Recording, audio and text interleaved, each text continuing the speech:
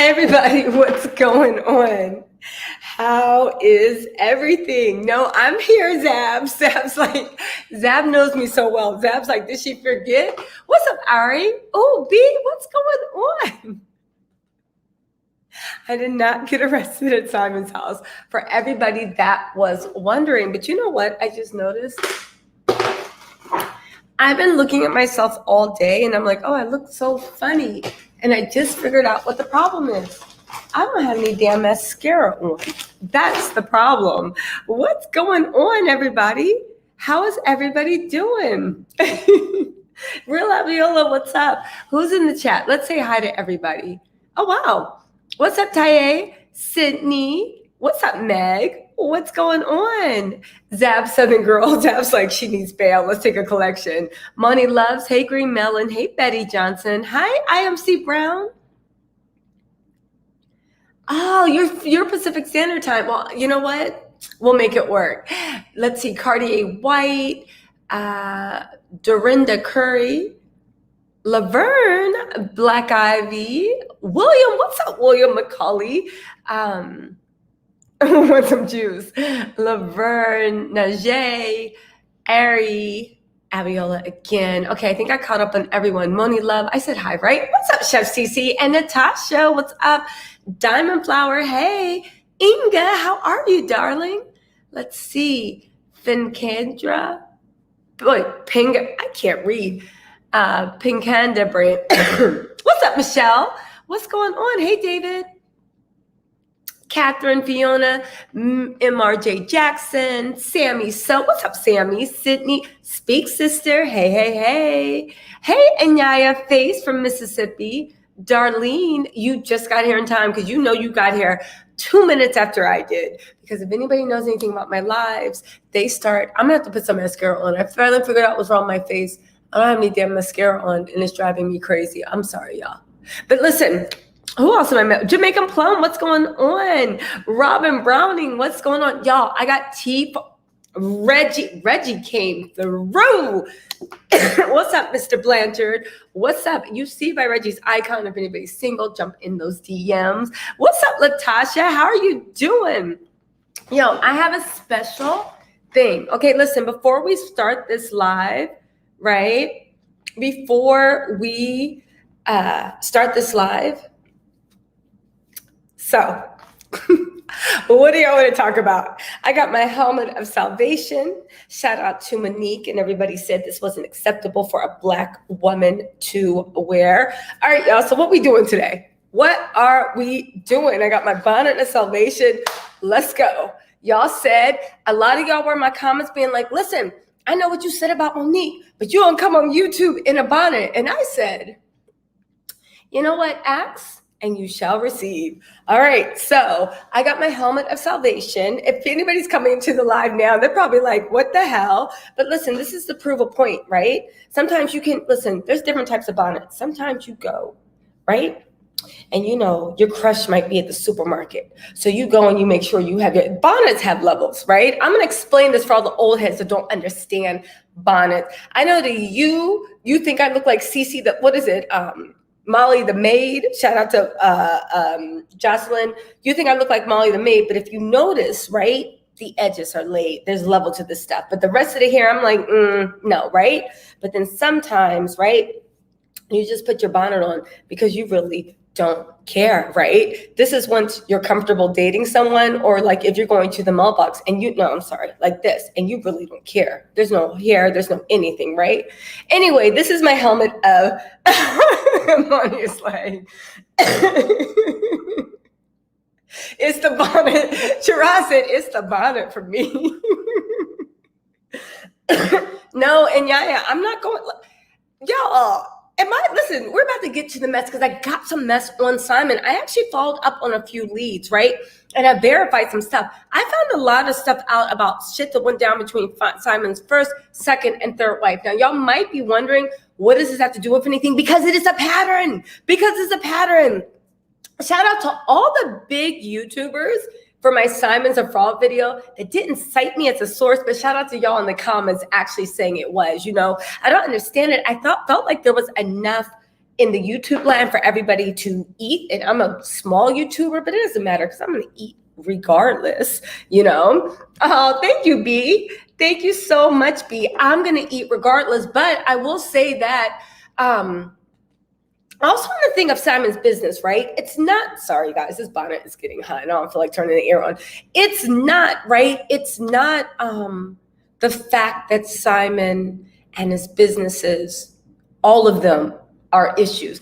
It's the fact of, where's the money coming from? People are like, oh, it's just not that serious. I'm not getting into his life. But don't send somebody, it's like, do you need to see it on Entertainment Tonight? Did anybody get in? This is why Erica Giraldi and her husband are being indicted. Well, Erica's being an investigator, but her husband is under charges because everybody's like, oh, it's not that serious. If it's not that serious, but you know what? Maybe it's not that serious because, right?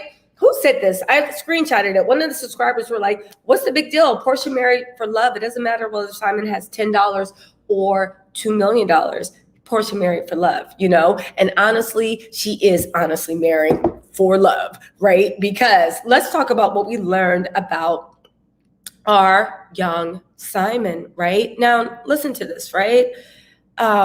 So funny. So one thing, this is, sir, thank you so much, Kathy. I appreciate you, darling. Thank you so, so much. Thank you. Listen. Thank you. Thank you, y'all. I appreciate it. Y'all want the bonnet back? Let's put the bonnet back. We're going to play around a little bit. Wow. Listen, I'm putting the bonnet on because we also need to talk about, before we get into Simon and Porsha, did y'all see that shit that's going on with Candace, where she finally just came out and said that the reason why she is more hated than Ashley is because Ashley's light skin. What y'all think about that, right? The bonnet and the trap house. Yo, I'm upgraded the trap house. I'm upgraded, right? We just flipped a brick. So I'm upgrading, right? So listen, nah, Jay. We're not taking it off. What do y'all think about this? And we have to talk about the Candace and Ashley thing because honestly, Candace is half right. It is a bit of colorism mixed in because Ashley, remember that season when Ashley literally tortured Katie while Katie was either in the middle of some psychotic breakdown, she's worried about her kids, and she was on drugs, and she read Katie for filth. And you know that Katie was doing something, because if y'all remember OG Katie Ross from Real Housewives of Potomac, Katie was quick with that wit, and she did not care. The fact that she didn't say that, girl, that's why your mom was sleeping outside of IHOP in an old Kenmore refrigerator box she found on the corner. Katie just looked like dumbfounded. Ashley has gone after Robin. Remember when Robin was crying and choking on her food, going, what have I done to you? What have I done to you? Remember when she went after Giselle? She never really went after Giselle, but I'll tell you something. Ashley has long said that she actually is bi, right? Ashley has long said that she's bi. I think Ashley has a little crush on Giselle. I'm not saying Giselle's done anything about it. I don't think they've actually done anything because Giselle doesn't give me those vibes. I'm not saying that Giselle wouldn't. I'm just saying, like, with Ashley, there's like no chemistry there. But I think that Ashley has some type of crush on Giselle and she admires Giselle's strength. Plus, Ashley's not stupid. But let's talk about this color, right? Yes, always follow the money, right? That white part of bonnet is usually dingy when you see them in the street. No. We can make this dingy too. We can do that too. Yep.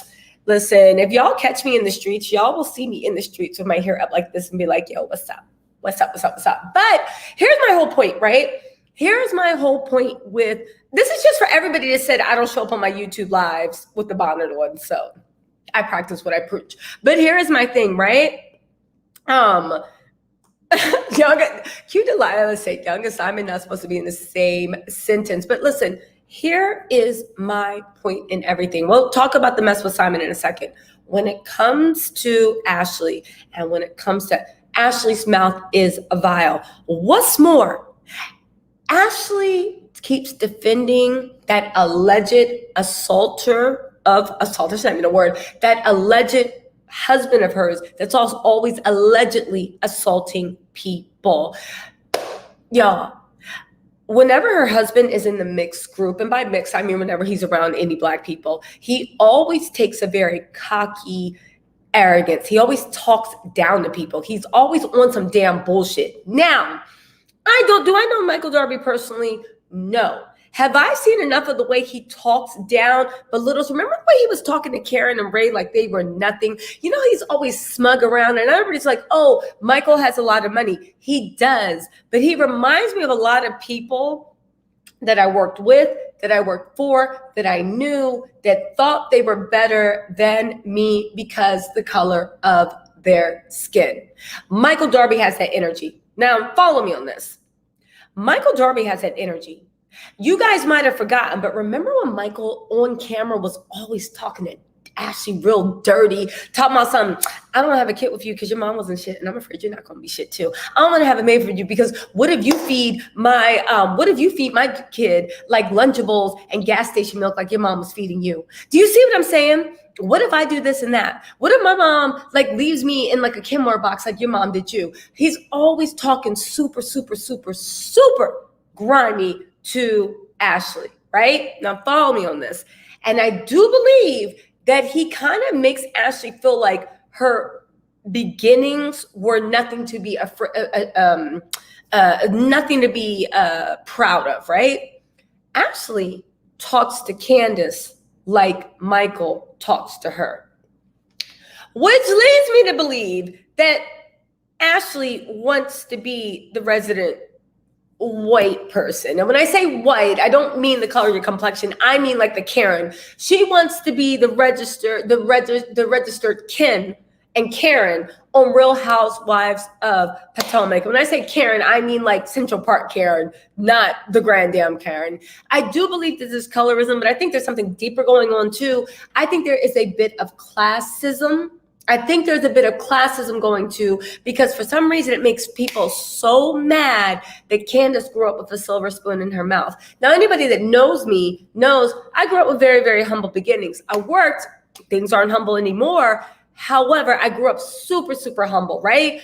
There's not that much difference between Ashley's bringing up and mine, except for my parents weren't a goddamn mess and they weren't feeding me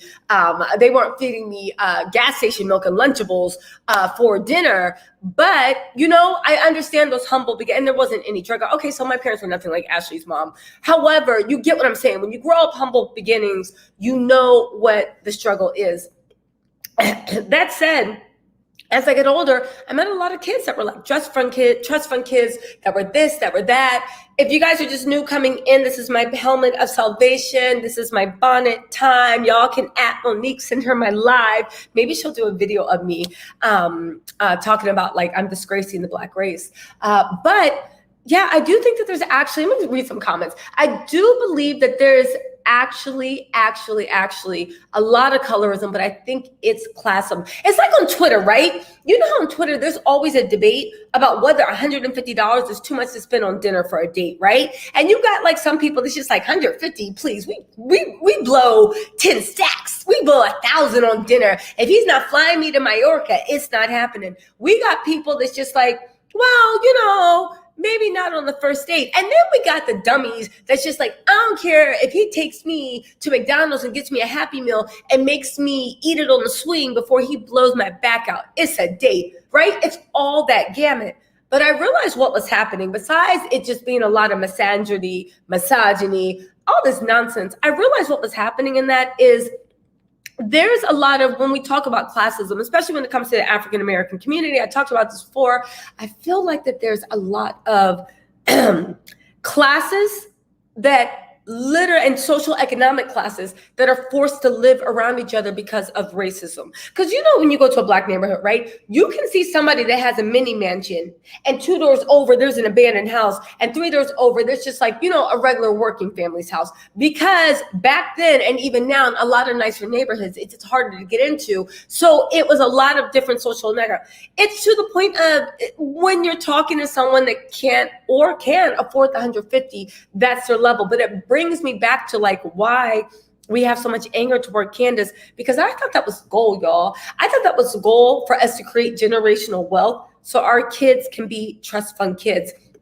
So our kids don't have to get a job to get their first house. So our kids don't have to suffer the hurt and embarrassment and racism and degradation and just plain suckiness of working a job that's not your dream and you're doing it just because you want to pay rent. I don't know about y'all, but when I was in college, there were plenty of jobs. I was like, I'm not down with this shit, but it paid the rent. So what are we doing? Oh, let's get this bonnet off and let's get this talk. But anyway, listen, I want to know what you guys are thinking about that, right? Let's see what else. Young Simon. We're going to talk about what Young Simon in a second. I'm just catching up on all this gossip that I was talking about. Yo, did you guys hear about all? Let's not forget how much folks hated Ashley for seasons. All right, Kiana, you ever read? You ever write? Right? Okay, fine. A lot of people did hate Ashley for seasons, but they never called her violent. They never called her aggressive. They were never like, Ashley needs her face bashed in again. It was always just like hate, but it never turned into, yes, beat her to the white meat, right? Ashley has said and done horrible things. Remember when she started that rumor about old Blue Eyes with Karen and tried to say that Karen was cheating on Ray with some white guy that had blue eyes. And Karen was like, what? And then Ashley was like, I saw it because one of her employees that worked at the pizza shop that they own across the street from the Red Oz that used to sell kangaroo meat literally had all that up. Ashley's a liar too. You know, Ashley is a liar. So why can't I even repeat that? Because even when she was saying it, I was like, You know what that looked like? Do y'all watch Married to Medicine? Scott and Contessa were having a thing. And you know what? I used to give Scott a pass.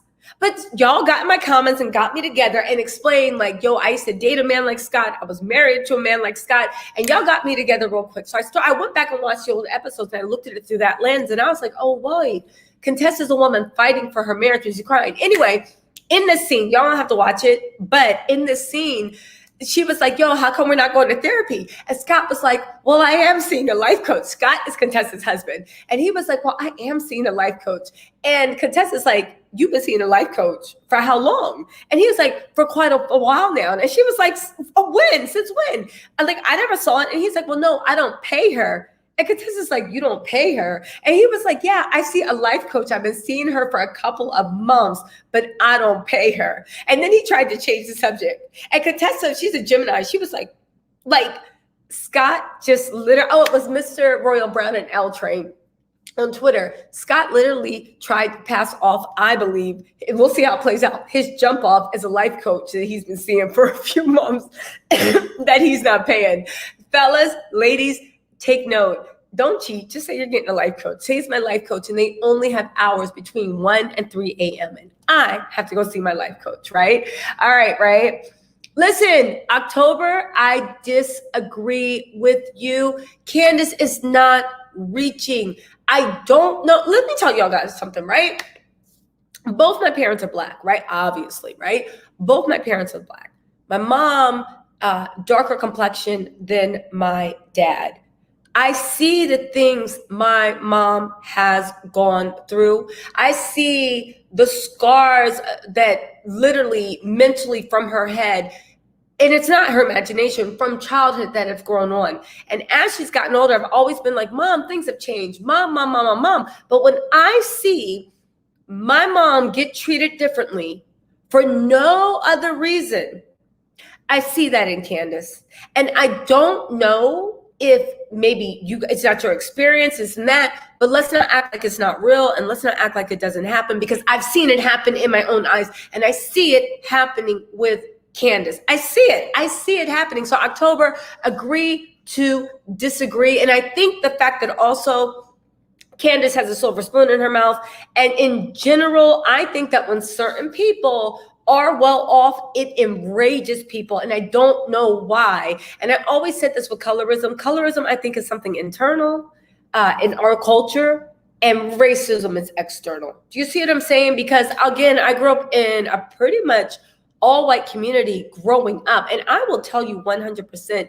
I know as us, we might separate like, oh, this person has curly hair, this girl doesn't, this person has this all they see is not white. Officer, that's all they see, and they treat it right? Yeah, I love to see Black women. First of all, I love to see anyone any woman, actually anyone, pampered in luxury. I love to see women in luxury, and I love to see Black women in luxury. That is my guilty problem, right? Yes. Here's the thing. Ashley's tied to a rich white man in those circles. It holds weight, maybe, but Michael's one of those rich old men that's gonna make you jump through hopes. It's gonna make you jump through hopes. Tosh Grant said Candace only has smoke for Ashley. For those who think Candace is awful, which exactly, Tosh, I feel the same way. What does Candace does besides get in Ashley's ass every single time? Yo, I can't wait for Real Housewives and Potomac to come out. I'm actually gonna do a pregame recap all next week. But speaking of which, I'm trying to get all the news out. Then we'll talk about Simon and them.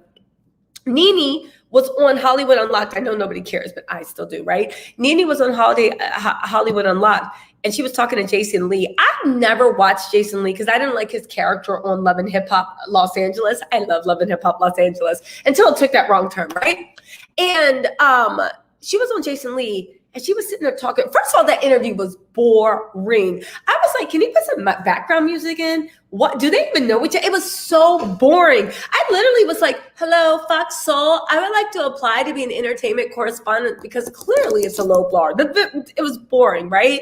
Nene suggested that Jason Lee only dates men of a certain color. Why did Nene say that she doesn't think Marlo deserves a peach? First, she said she didn't think that Marlo's, this is my 16 Vok Wang pen tint.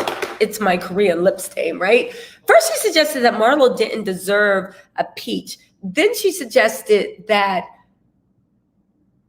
Kandi was an Uncle Tom, basically. I'm not even joking. She said that like sabotaging, but I couldn't tell if she was talking about Kandi or Cynthia or Porsha. Oddly enough, she didn't really have anything to say about Kenya. That's what I mean about Kenya.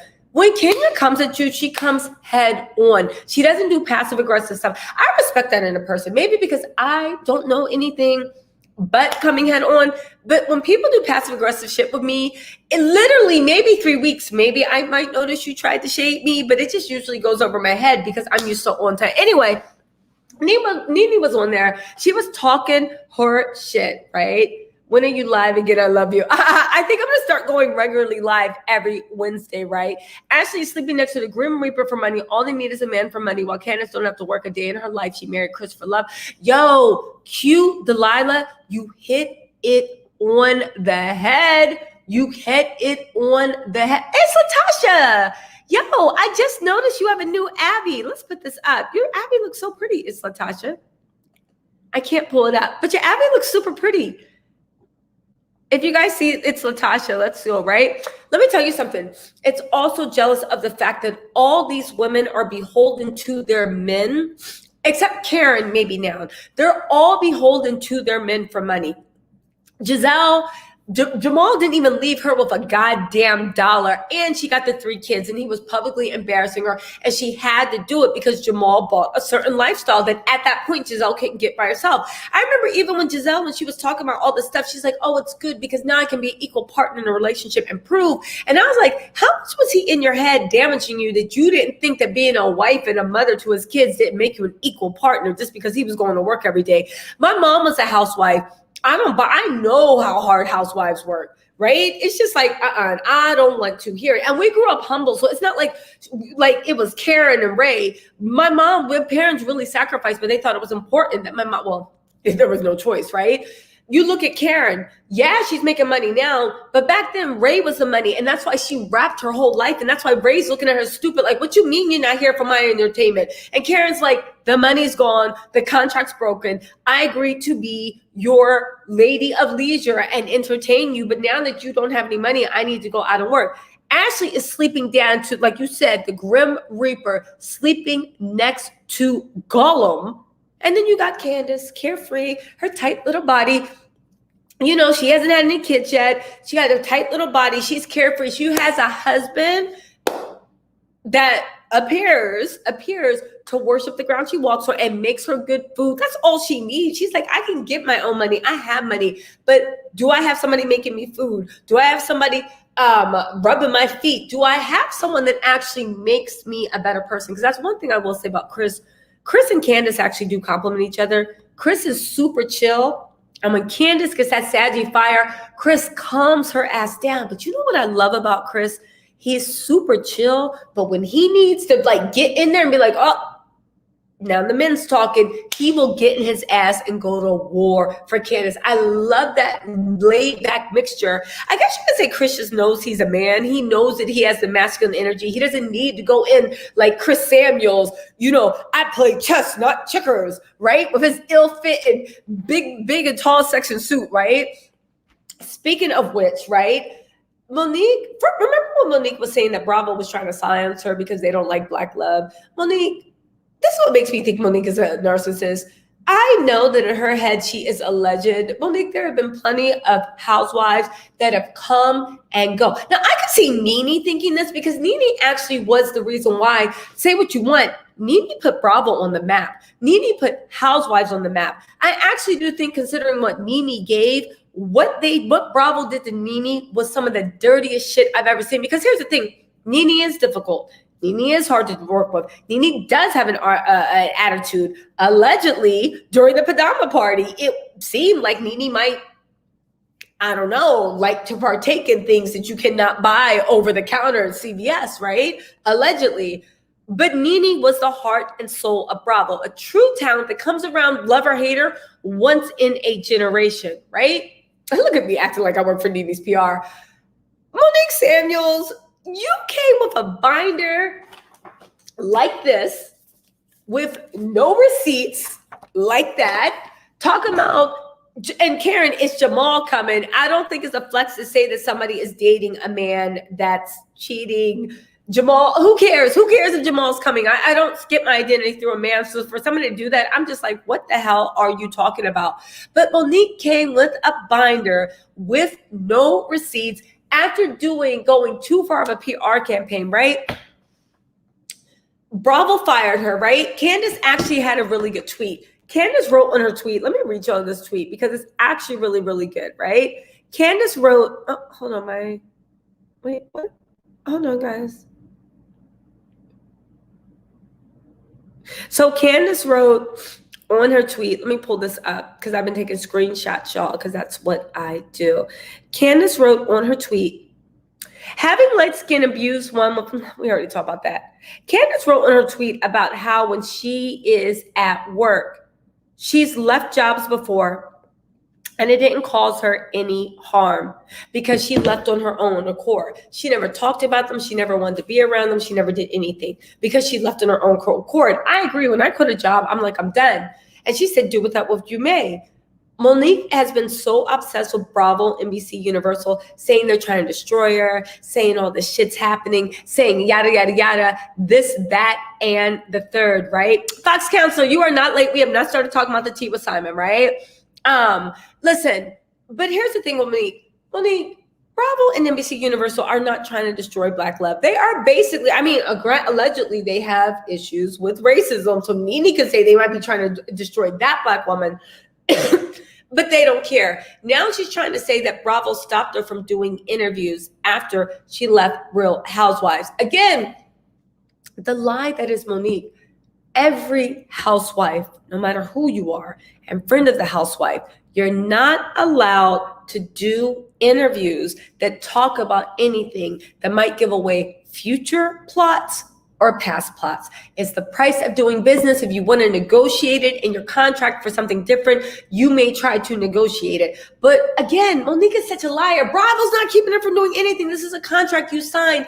And even if they were, it's just good business. Of course they are. Because if that's the case, every person that either gets fired or leaves Housewives, usually if you left a job, it's because you hate them and you're sick of them. If you get fired, you probably hate them and you're sick of them too because you got fired. So why would they say that when somebody either leaves or gets fired and they're mad, they can go and trash their old job? You don't work at the Piggly Wiggly. You don't work at fucking CVS, right? You work at a major company. You cannot be giving secrets away. You cannot let them know how the cookies are made. You can't pull the curtain out. So of course you have to stay quiet. Monique is just stupid, right? Yeah. Chris had his own restaurant. He came into the relationship with something about, oh, so you know what, another thing, cute Delilah, about Chris, and this is the interesting thing, right? Chris actually comes from a family that has money. Chris might be a cook, but he's not a no one, right? Not saying there's anything wrong with being a cook. I don't mean it like that. But I mean, if we're talking about the fact of, but Chris does have 2 kids, and his oldest son, allegedly, he doesn't have a close relationship with. I don't even want to talk about that. I don't like talking about people's kids. Let's just say, I hope Chris has already repaired, or he repairs his relationship. Let's move on. I don't want to talk about people's kids. But anyway, right? Yay, you guys, there's 218 people watching this chat. Can you guys please like, comment, and subscribe?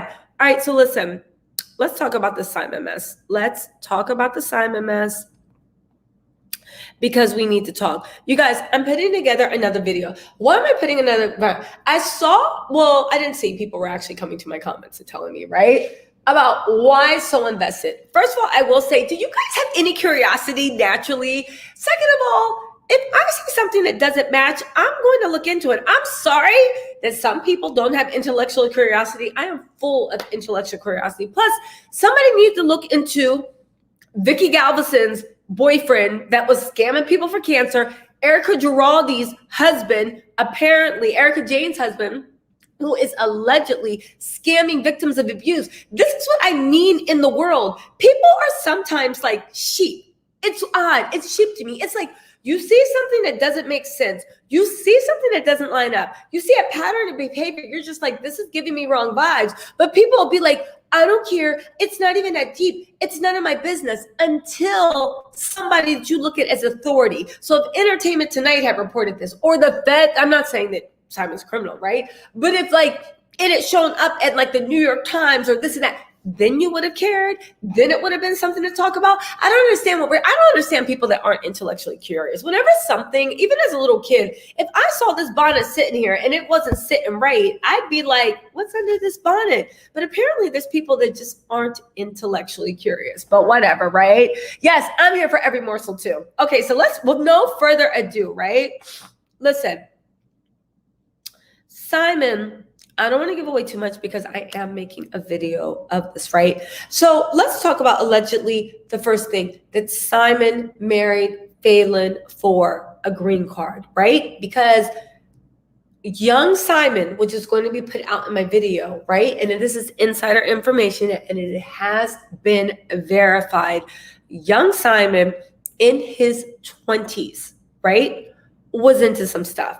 He paid loose and he played hard. And I'm going to talk about the things that he was into, but allegedly he is no stranger to cheating on his wives, having outside babies, right? Mooching off a woman, living off of women, right? He is no stranger at all to having outside babies. He is also no stranger to really getting himself into tight situations, right? When we talk about Simon's papers, and this is all alleged, right?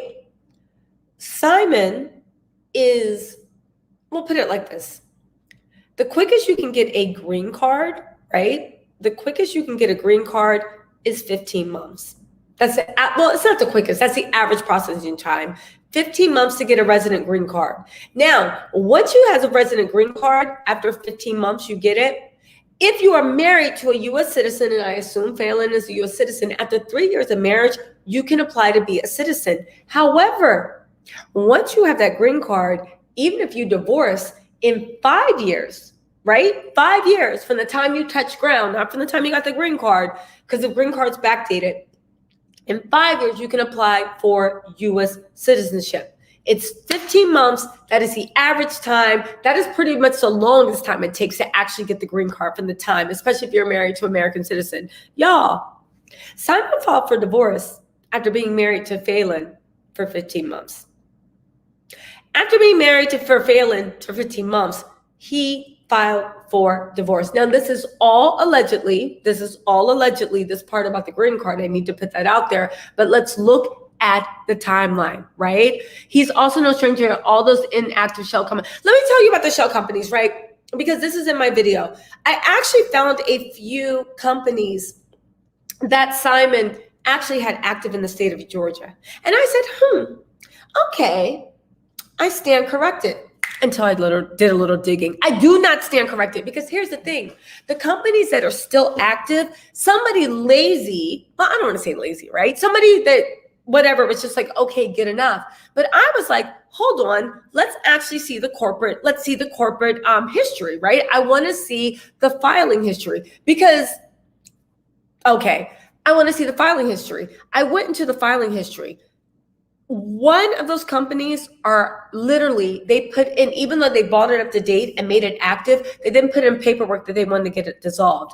The other companies, even though they are active, they let them slip in to being inactive.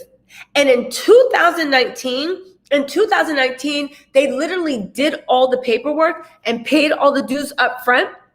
And in 2020, paid all the dues up front, so they will be active in 2023. This is right along the timeline of all the other corporations in California, in Texas, and in Arizona for SimCol, the way they were either revoked or withdrawn. They were either revoked, inactive, or for whatever reason, there was an issue with accounts receivable and they couldn't get it, right?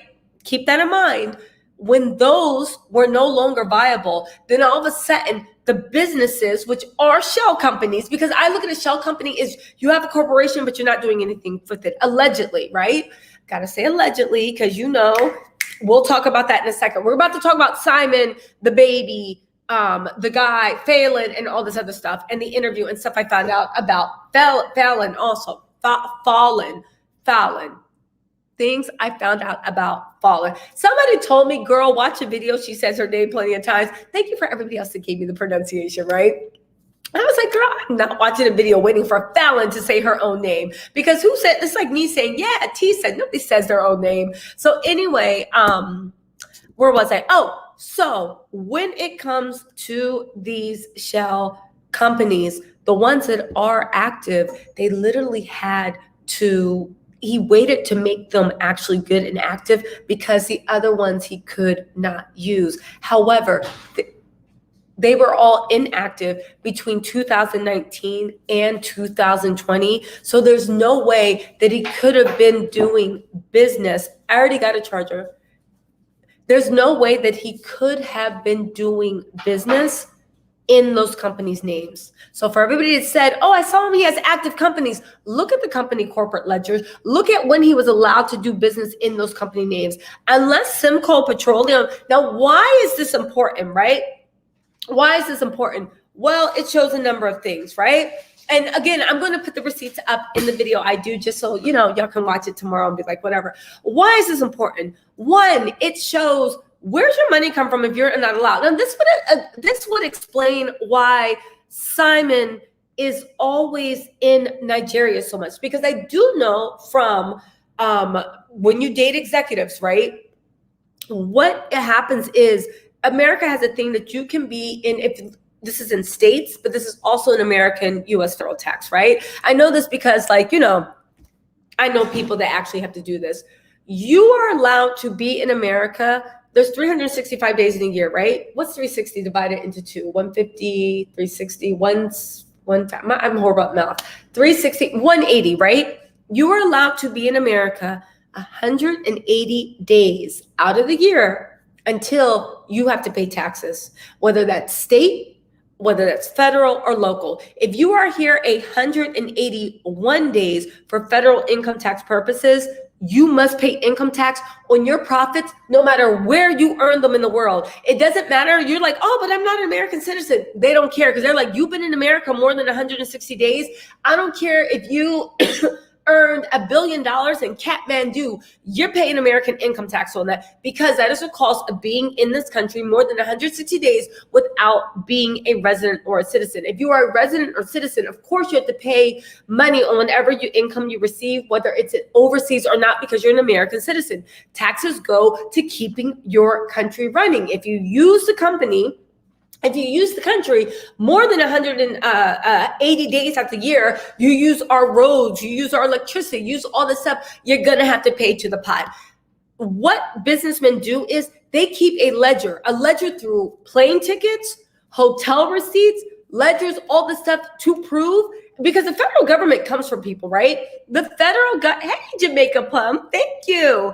Jamaica Plum. Oh my God, your Abby is so pretty. It's Tasha and Jamaica Plum, and of course Reggie. Y'all, it just be going good, right?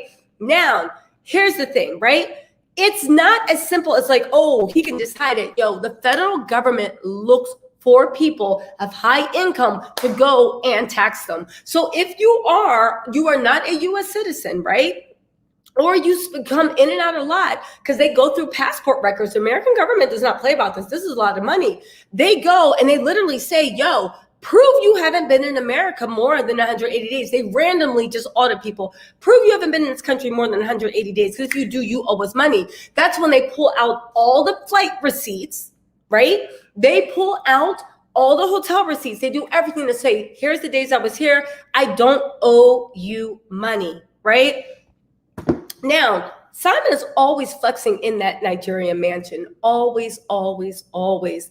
However, from my point of view, I was looking and I was like, okay, are you a citizen? And if you have money, it doesn't matter if his money, because people were like, oh, his money might be made in Nigeria. It doesn't matter because you still have to pay into that. Now, here's the thing. I'm not implying that the feds go look into Simon, because Simon never said, oh, but you know what I'm saying? I'm not implying that. Follow me on this trail, because you need to know somebody's motivations and patterns to actually figure out where the scam is coming from, right? So follow me on this.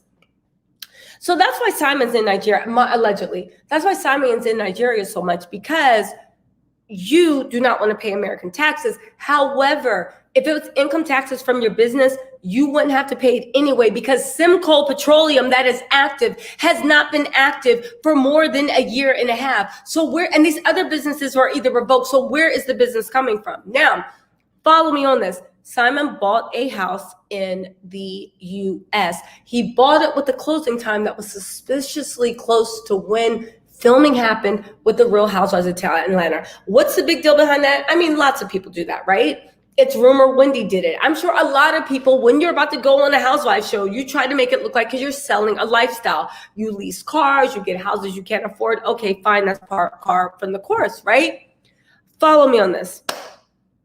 However, and this is where it all wraps up. Porsha Williams. First of all, Simon is 57, rumored to be 59.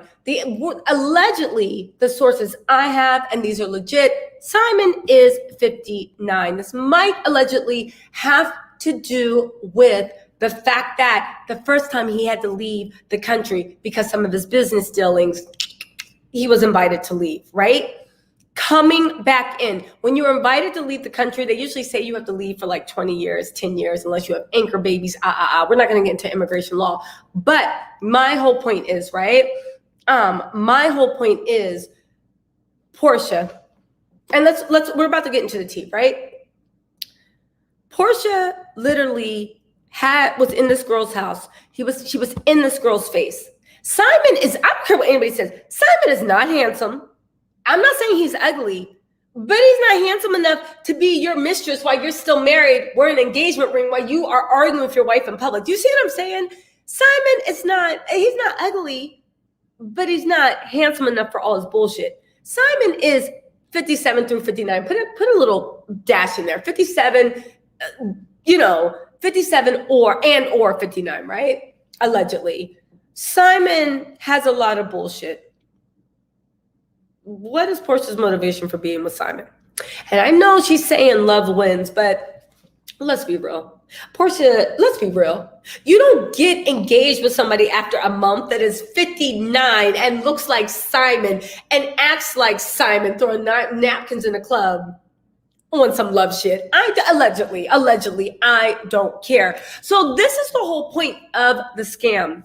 Porsha thinks she struck gold, and she is digging on fool's gold. And I also have it on very, very good authority. Allegedly, right? Allegedly, because let me put this thing in. Allegedly, a well-informed source of access taught Porsha is planning perhaps Porsha is having second thoughts and reconsidering because she thought Simon was a little bit more secure than she was. She may be feeling tricked and she's looking for an exit. She may realize she made a huge mistake and is starting to lay the next steps to move on, right? She's also preparing, allegedly, in her book, right, to actually cover a little bit of this if it all goes south. Don't forget that her book is available for pre-order, but they have not printed it yet. Usually when you do get books, they are printed usually a month or two before the release, just in case there needs to be extra updates or extra traffic. It's not because it's Porsha. This is just par for the course when you're dealing books. I did a little research on the book thing. And the word is that she's also preparing that if things do go south, right, that she's going to make herself look like the victim, right? And there might be an extra chapter in the book, right? This is what, right? Yeah, this is what it is. Now, let's get into the thing about Simon and FALYNN and that boy. There's so much to cover. I don't want to skip over everything. I am going to make a video that actually goes into this, right, for all my haters so they can watch it and be like, can we please move on? And I can be like, no, I'm going to give the people what they want, right? Give the people what they want, jazz hands. So anyway, y'all said y'all wanted to see me in a bonnet. Give y'all what y'all want. So listen, right? Listen, now if we look at the Instagram stories, right? Why are we talking about this? Because we're bored and we're talking shit and y'all are my besties. So let's talk about this shit, right? If you look at the Instagram, maybe the Portia's fake smiles are really starting to crack me up because these well-placed sources now that I see, it's like, yeah, there are allegedly, right? There are these fake things, right? Yes. I did see it, KB. I know you saw it. I know you saw it, KB. I hope everybody saw it. Has anybody talked? I want to make sure that the people that gave super chats, I'm actually paying attention to and talking to. Am I missing something? Oh, so here's the thing, G. Why not stay with FALYNN to secure the green card? You don't understand what I'm saying. The green card's secure after 15 months. The 15 months is the maximum it takes if you're married to a U.S. citizen to get the green card, right? The green card lasts for 5 to 10 years, depending on what type of green card you have. Even if you get divorced in that period, you still get the green card. But you have to apply for American citizenship. A green card means that it's like having a visa. You can temporarily stay in the country and you have all the rights of a citizen, except if you get arrested, if you get in any trouble, something happens, you get deported, right? A citizenship, you get the same rights as a natural born American citizen. Again, if I get in trouble, if I get arrested, if I get thrown in jail, they're not sending me back to wherever. I'm American. I'm going to go to an American jail. When I get out, I'm still going to be able to work in this country. So, gee, that's the difference between White and FALYNN.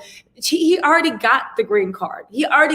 Allegedly, it's 15 months to get a green card. They were married for 15 months and then he filed for divorce.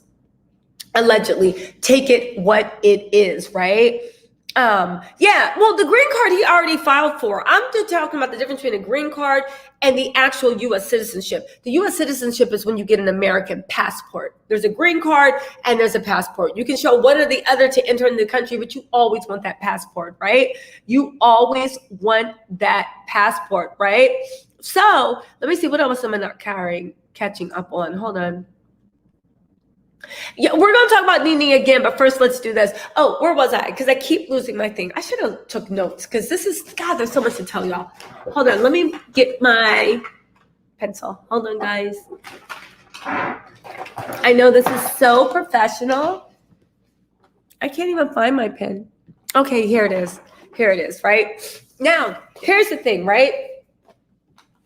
Also, if anybody is planning on marrying somebody for citizenship, I did a little research. You know what I found out? This is for anybody who's planning on marrying somebody for citizenship. There are situations where sometimes people pay you for citizenship, right? It's nothing to do with Simon and FALYNN. And there's also times when people just marry people for citizenships out of oh, sure, I'll do you a favor. I don't know, maybe that happens. Do you know that under immigration law, that if you marry somebody who's not an American citizen, they make you sign paperwork that says for the rest of your life that you will always make sure this person doesn't fall before poverty line. Did you know that? A lot of people didn't know it. I didn't know it until I was like reading through it. There is, unless it's set out in the post-nup or the prenup, that both people agree that when the marriage is dissolved, you owe them no spousal support. So put it like this. Let's just say that I'm an immigrant and you marry me, right? And then you divorce me.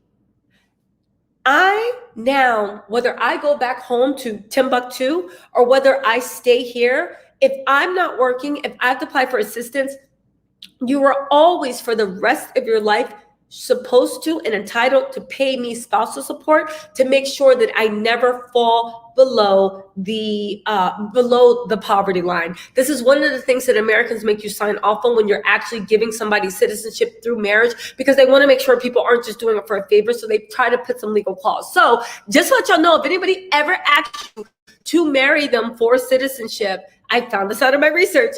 Just know you are going to be liable unless you have them sign a contract saying that that's broken. You're going to be liable for the rest of their lives to pay those things, right?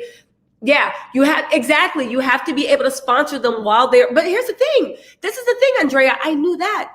But even if they go back home, you have to sponsor them. If they, for whatever reason, show that they are making below the American poverty line, you have to sponsor them no matter where they are living. Isn't that interesting, right? Yeah.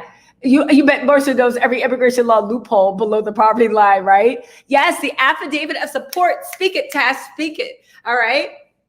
Oh, so let's get to Shamia in this. Okay, so we're about to get into Simon, FALYNN, and the boy, Jay. It's official, right? Let me just make a note because my mind keeps whatever. Let's talk about Shamia and Porsha. Y'all, this is just me wanting to talk trash. What the hell is going on with Shamia and Porsha? What the hell is going on? Now, I know. I was busy being mushy. Shout out to Kelly Stamps, minding everybody's business but my own. But like my girlfriend sent me like the Instagram story, right? My girlfriend, one of y'all said, I forgot your name. I'll give you a shout out. Sent me the Instagram story of when Shamia and Porsha were at the fight, which Tanya Sam was at the fight. And she did not even take a picture. And as far as we know, she did not say 2 words to Porsha. Tanya Sam was like, you're not letting me lose Paul, right? You're with, Prince Zamunda, right? And Shamia might be with his assistant. Who knows what's going on with Shamia's husband? We should look into that, right? But Tanya Sam was like, Paul is the real deal. Paul is Silicon Valley money. Paul is giving investor startup teas. Paul is giving actual real wealth. Paul is giving, you look at Tanya Sam's vacations, you look at her Christian Dior, meanwhile, Portia's wearing Amazon Prime's hot girl summer shit, right? And what is Porsha doing that? Is she going to sell it on Amazon Prime? Literally, even Portia's right. Why are you wearing Amazon Prime's hot girl summer shit? No shade, because I order shit off from Amazon Prime all the time. But you know that how they have those little cute 2 pieces, and all the girls in the videos, like on the, you look at the pictures of Amazon Prime and they be doing it, everything's sitting. And then I order it, and I just look like Boo Boo the Fool with like this ill-fitting polyester shit. Like, okay, I'm sending this back, right? Yay, thank you, B. I'm like, yo, this is so silly. I'm sending it back. But Portia's running around with Amazon Basics Hot Girl Summer. Tanya Sam is laced up. Louis, Fenty Gucci Prada. Basic bitches wear it. So I don't even bother. Y'all, shout out to Creation. Our favorite white girl rapper. Shout out to Creation, right? But what is a Yahoo boy? Everybody keeps saying, but follow me on this, right? Tanya was like, Paul is giving Silicon Valley startup tea. Paul is giving tech money tea, right? Oh, thank you, Taj Grad. Paul is giving tea. Like, Paul's giving no, I actually do think Paul is wealthy. Everything in his life screams to it. Tanya is doing good for hers. Everything about them screams, you are wealthy. It might be new money wealth. It really don't matter. It might be old money wealth. Everything screams, yeah, you guys are past middle class, and you guys are now hitting in the. Tanya was like, you are not messing up shit with Paul. She did not even take a picture with Porsha. She is not messing with Porsha. However, Shamia. So this is the weird thing, right? Shamia's husband, but maybe they're just comfortably middle class, because I keep saying that Shamia's husband have wealth, and I'm like, maybe they're just comfortably middle class, which is nothing wrong with that, right? So we all want, right, to be comfortable. But there was a video that they sent me where Simon was unwrapping the birthday gift, and Porsha was sitting there with her fake smile on her face, like, babe, look at the gift. And she had this fake smile. And Simon was taking forever to open the package like a weirdo. And it was wrapped up like a 3-year-old's present with like the blue thing. And I was just like, this is so weird. And I was like, what is this? You know, nosy, talking shit the whole time. I'm like, what is this? I was genuinely interested. And they pulled out a package of cigars, but they weren't even Cuban cigars. They weren't even Cohiba cigars. They were the type of cigars that you get from the DR in the gift shop on the way out when you grab a bottle of rum, because you realize you said you bring something back for your family, but you don't have time to actually go and get something good from the DR. So you're literally in duty free getting the sampler of cigars that aren't even hand rolled. Yeah, that's the gift they gave them. And I said, 2 things are going on. Either one, you guys are just comfortably middle class, but 2, I was like, do you even really like Simon? Because this is a gift I would give someone, well, my family, if I told them I got them something, or a gift you give when you're just like, yeah, whatever, here, right? Give them the dirty socks, give them the cigars, like whatever, just give them anything. When you're literally looking through your closet to see shit that people gave you didn't want, and see if you can wrap it up and give it to someone else, right?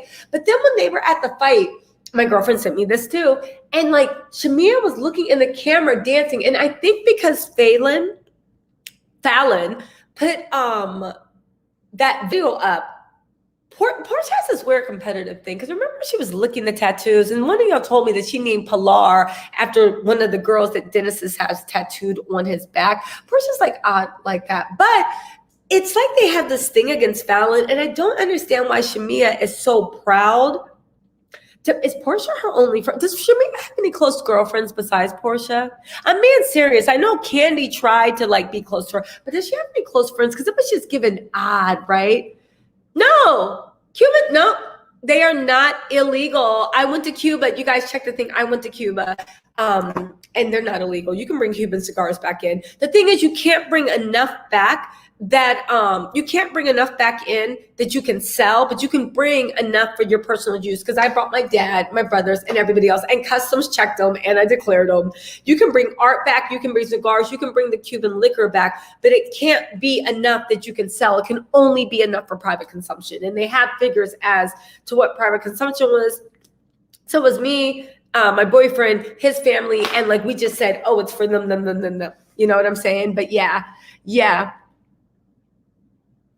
Okay, so Shamia has friends, and then I don't understand what this beef is with FALYNN, because they are literally rubbing their dirty, shiesty ways. It's almost giving like Black Kardashian tea. When I say that, you know, the Kardashians are just real grimy about the way they get mad. Okay, fine. But if they're so close to Simon, why did they give him a gift shop cigar, like an assorted cigar from like not even the gift shop, but like the duty-free customs in the airport? Why did they give, or maybe the resort gift shop, why did they give? Because they went down to DR for Shamia's husband's birthday. So I'm just curious about that. If they're really friends, why did they do that, right?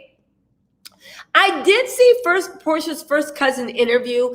It was actually really good, but here's the thing. It didn't tell me anything I didn't assume about Porsha. And also, when it comes to family,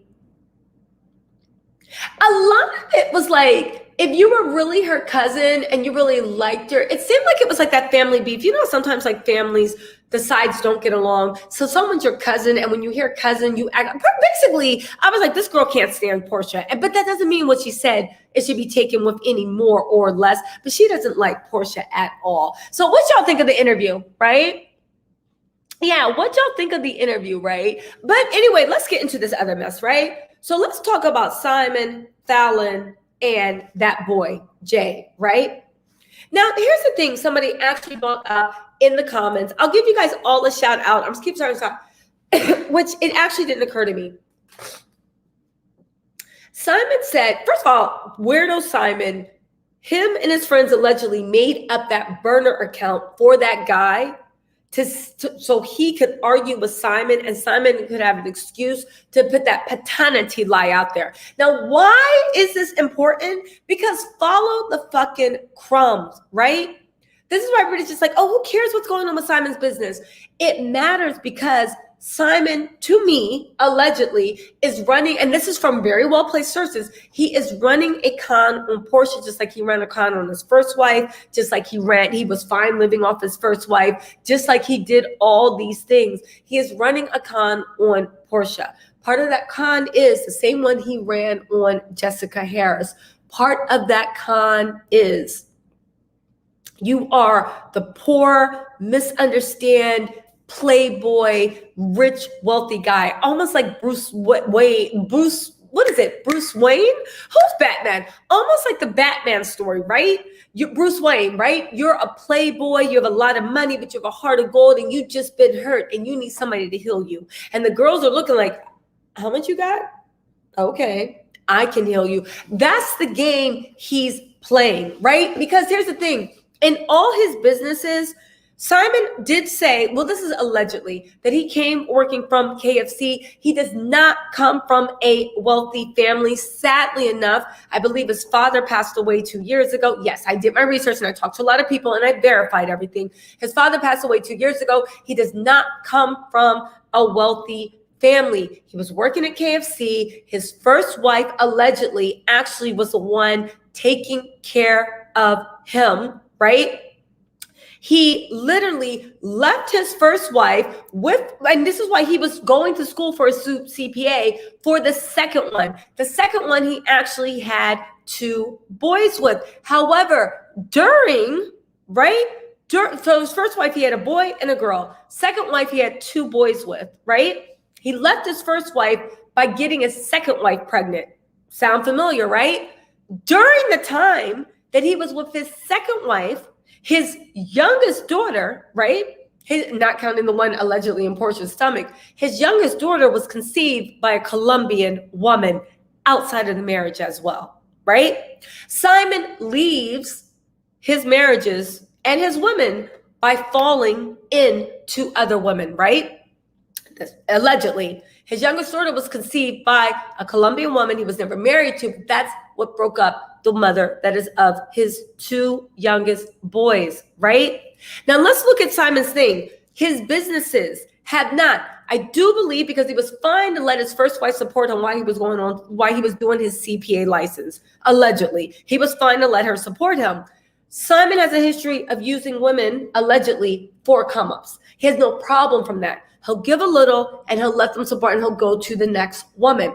Simon has allegedly of leaving the last woman while he's inside the new woman. Do you know what I'm saying? Creating new life, right? Simon asked Porsha to be engaged to him, right?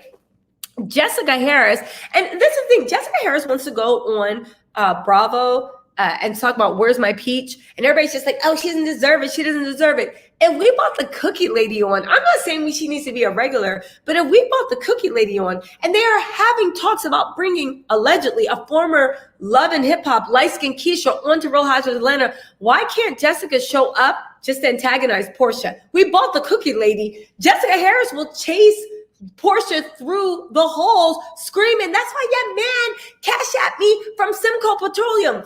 Another thing, if Simon's such so legit, right? If Simon is so legit, explain to me how Simcoe Petroleum has a cash app. Have y'all ever got a cash app from Pico? From BP Oil? From anything? Explain to me how this is happening. Now, let's follow, but let me get back to the point, right? Jessica Harris, I do think, that's just my opinion, I don't know shit, but I'm going to tell it because you're on my channel, right? Jessica Harris, she should at least come on to harass Porsha the same way the cookie lady got in Tanya Sam's ass, right? However, Simon said he wants receipts, right? He asked for receipts. Jessica Harris is shameless.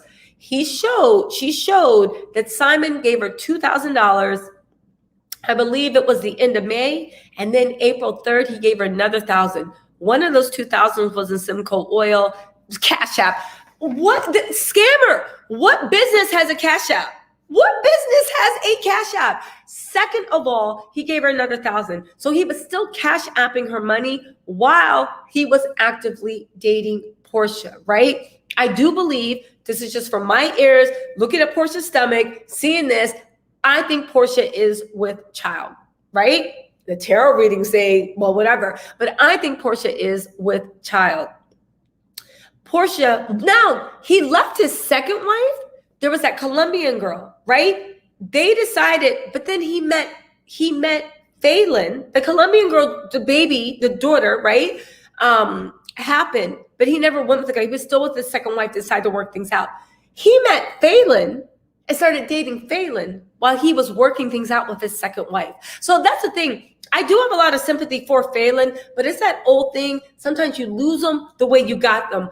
FALYNN was not Porsha because Porsha made friends with her. I don't know if FALYNN was friends with the wife. I don't think so, from what my sources tell me. And these are very, very legit sources. But allegedly, FALYNN was dating Simon while he was actively married to his second wife, right? FALYNN, allegedly, they did not have children, but they were trying. Allegedly, Simon was supposed to be adopting FALYNN's son, but it never went through. Allegedly, right? And they were also allegedly trying for a child that never happened. That's why it would be ironic if FALYNN is pregnant. I'm taking notes because I know my mind is going all over the place. That's why it will be ironic if FALYNN is pregnant. However, right, I do believe Porsha is with child. This is Simon's MO. He gets women that have more money, allegedly, and are more successful with them, allegedly, right? And then he gets them pregnant. He fills their mind up with stuff, and he literally uses them for the come up. And then when he makes a come up, allegedly, he goes and finds somebody else. Now, allegedly, people have been like, yo, it's probably not going to work out with Porsha because all of the women that Simon either dated or was married to was very, very creative, right? I don't know if FALYNN was creative, but at least the first two wives were in creative industries. One was a yoga teacher. I think one had like a design studio back in the day or whatnot, but they were creatives. Now, listen, follow that. I'm telling a tale. Just stick with me. I'm getting to the point, right? Now, as far as FALYNN being pregnant, right? There's only two things that can be happening. And I am so looking forward to that interview. I'm going to do a video and I might even go live right after the interview airs so we can talk about it. At the very least, you can guarantee a video and then I'll go live the next day to talk about it, right? Oh, so there we go. Maza Flair said, FALYNN is an artist, so she paints. So, okay, we see the nexus. The first wife, design studio. Second one, she was a yoga artist.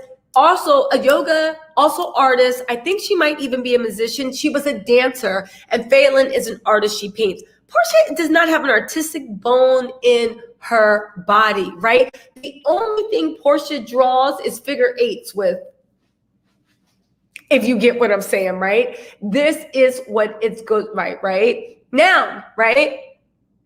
Let's go, right? Let's see. Listen. If your company is a $40 million company, exactly. Listen, I don't care what y'all say. If Simcoe Oil is worth 40, we're going to address this, right? Because this is his MO, right? If Simcoe Oil is worth 40 million, if even he's worth 40 million, and he's not just someone that went from come up to come up, he fell into one come up, allegedly, that is better than others, and he was able to sustain, but he's still looking for that next come up. If anybody that lives a hustler lifestyle, you know that thing, right? A 40 million company does not have a Cash App in the company's name, sending it to strippers. They just don't. They don't. That is Republican senator bullshit. Do you see what I'm saying? And Republican senators are a mess. That shit Republican senators do. It's not stuff that CEOs and CFOs and managers of dissolved companies actually do on a Cash App. Second of all, when you are dealing with that with a company, you cannot run it on your own. You have a CFO, and even if they are not on call, you have some type of advertising or PR agency. You have some type, even if it's not in-house counsel, you have some type of counsel that is there that you actually do like hire on a case-by-case basis. There is no company in the world that would have a CEO or CFO arguing about paternity of their unborn child allegedly on Al Gore's internet, and what's his name, Mark Zuckerberg's Instagram, literally sitting there arguing. It just doesn't make sense. Again, what is the scam? The scam is getting women that you literally just exact like a vampire. And then when you're done with them, you threw them away, just like he did with FALYNN, just like he did with the second wife, just like FALYNN, just like he did with the first wife. Now, let's get into the pregnancy, right? Two things can be happening, and these are the only two things. I know a lot of people have said, oh, I think FALYNN's pregnant. Listen, two things will be happening. FALYNN could be pregnant, but it's not by Simon. Or Simon's lying about FALYNN being pregnant, period. Why do we know that? If FALYNN was pregnant, unless it's a recent pregnancy that happened after Simon filed for divorce the second time. No, that's not true. If FALYNN was pregnant and they just went to divorce, I'll give you a shout out next time, girl, because you're the one that pointed me. I think her name was D. Somebody pointed this out to me that it completely went over my head, but they are so right.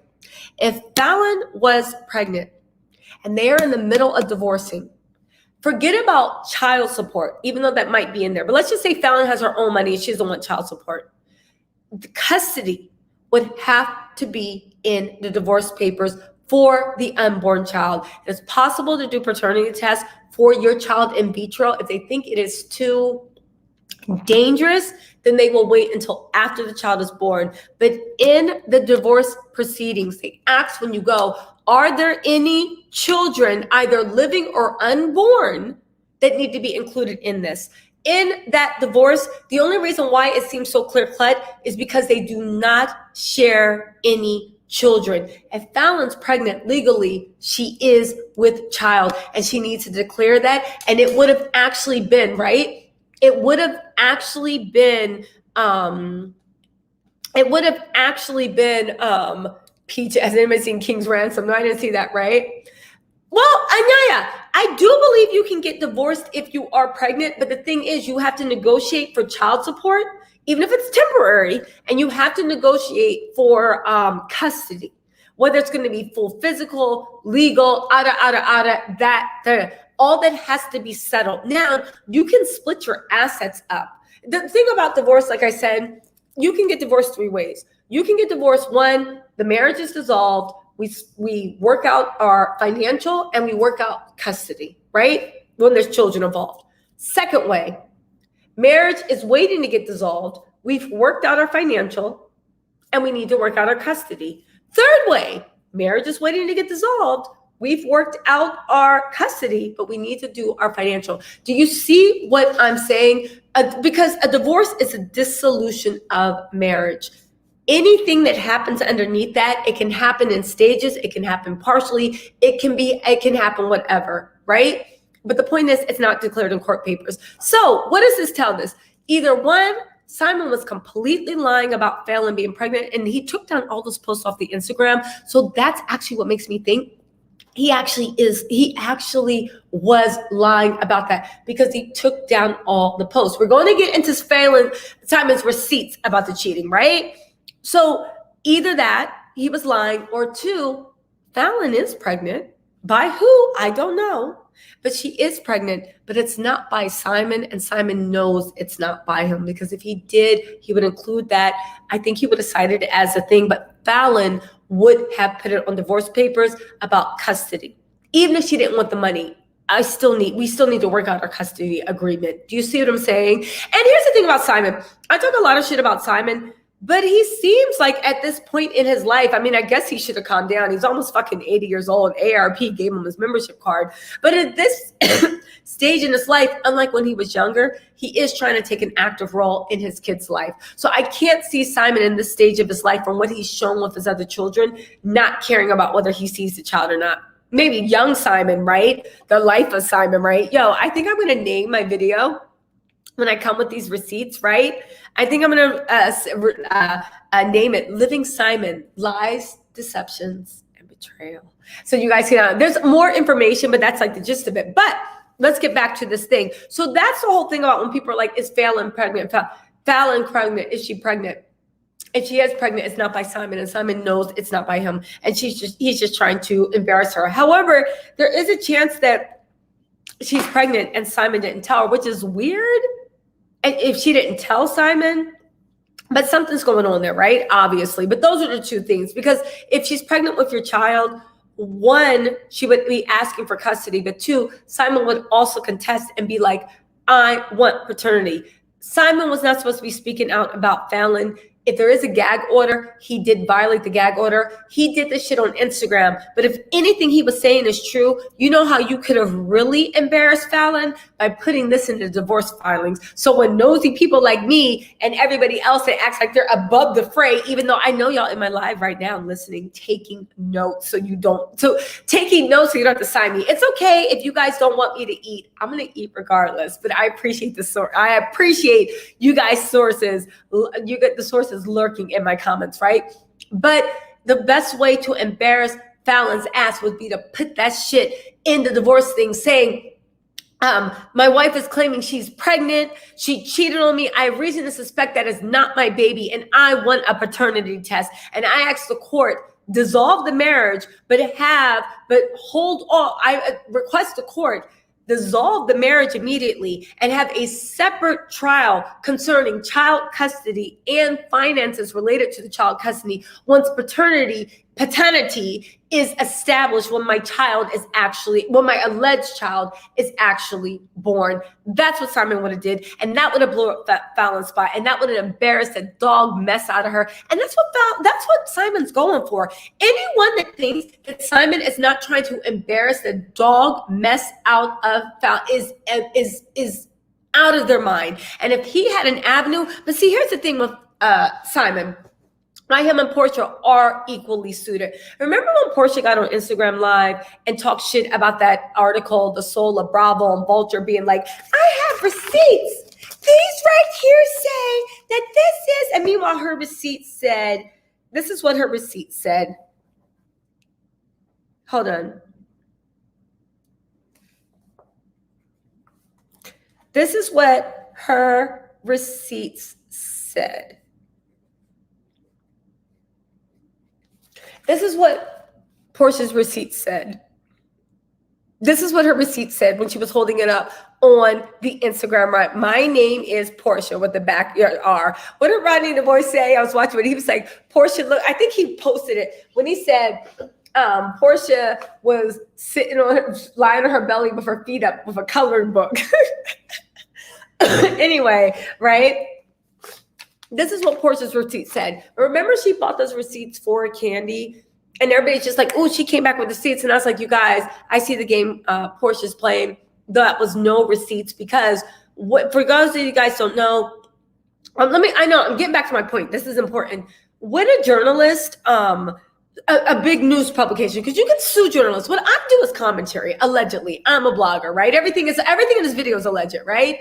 But I'm a blogger. I do commentary. Commentary is just opinion. It doesn't have to be fact. Now, it could be, but it doesn't have to. But with journalism, they do have journalistic standards. They have journalism integrity, such as when you run an article, you need to at least do a thorough background check to make sure all these facts are good, right? It's investigative journalism. Entertainer journalism can also be investigative, right? It doesn't have to be pure speculative. Porsha never went on record with Vulture, because had she been on record, Vulture could have easily been like, well, that's a lie. That's a lie. She didn't want that out there. Bravo, when Vulture contacted them and said, what's going on, Bravo confirmed that the basic facts were correct. Porsha got on Instagram Live to talk her shit, but it wasn't legally binding. That's why when Porsha got on Instagram Live, I was like, you're lying, because if it wasn't a lie, you would have gone on record on the article, but you didn't, because on record, they would have called you out in your bullshit. Now, why is this important, right? Simon did the same shit Porsha did, where Porsha could have gone to Vulture, right? She could have gone to Vulture, gone on the record, and really honestly sued them for lying or defamation. The way she's like, everything in that article was a lie. She could have sued them, literally, and Bravo could have sued them. And that's why I know for a fact they checked those sources. I know for a fact, I have very well placed sources, that they checked their sources on Bravo. And I think they even said it in the article, right? And Bravo confirmed. But it's the same thing. Sorry, my eye itches. It's the same thing. I hope this isn't weirding everybody out. Every time I scratch my eye, it weirds people out. Anyway, Simon, right? Simon did the same thing with FALYNN's thing. He made all these claims off the record. But look at the official legal record. Simon is a scammer, but he's not stupid. He understands the laws of the United States government, right? You cannot put bullshit in a divorce filing. It needs to be factual, or you will be in contempt of the court and you will get into a lot of trouble. Simon did not put any of this bullshit he was claiming on Instagram in any corporate documents. And get this, he has not updated. You can update your court documents. He has not submitted any other information to the court. Why? Because Simon knows what he is doing is bullshit. It's lies. He's doing the same thing Porsha did. Now, sorry guys, I have a cold. Let's get to this thing about the receipts he had about FALYNN cheating on him. Y'all might already know this, but let's take it through. Simon then posted more receipts. The receipts are from him asking, is FALYNN around you, to the guy, because I haven't talked to her, right? Sound like FALYNN was mad. She was whatever. He's like, yeah. I just saw her, this and that. He said, okay, tell her to call me. Then he shows a video of the guy pulling up with FALYNN in the driver's seat, well, in the passenger seat, allegedly, because I didn't really see FALYNN. I just saw him. The security cameras, right? And then them walking and him going left and FALYNN going straight, and Simon saying that was proof of FALYNN cheating. Let me tell y'all something. Simon's an idiot. Simon really thought that he was doing something, and he really thought he was setting FALYNN up.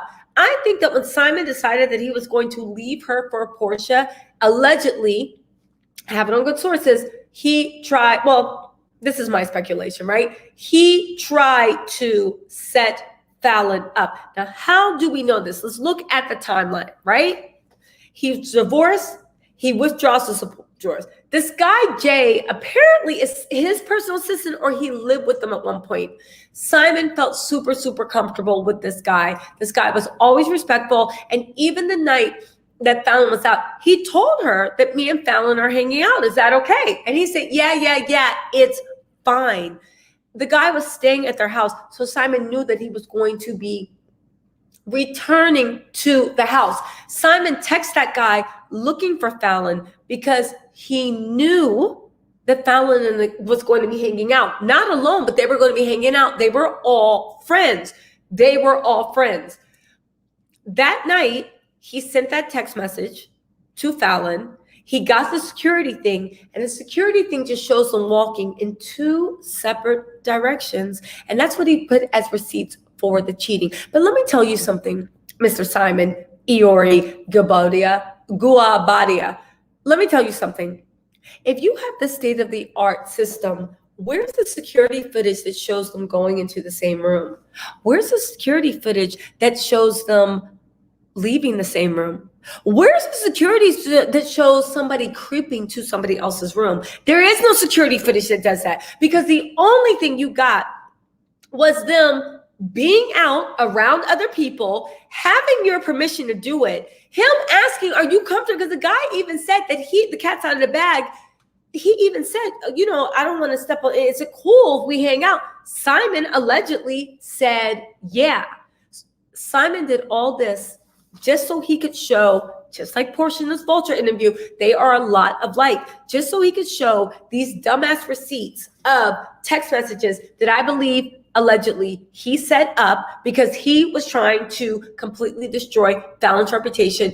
And plus, he needed evidence to show Porsha, because Porsha at that time didn't realize that he was scamming her. However, I do have it on good authority that Porsha's waking up. Keep an eye on Porsha. Remember how Nene said, is that wedding going to happen? And Nene was like, let's see. Keep an eye on that space to see if even one wedding happens, which we have to talk about the Brat. But again, Simon's receipts are just like everything else Simon does.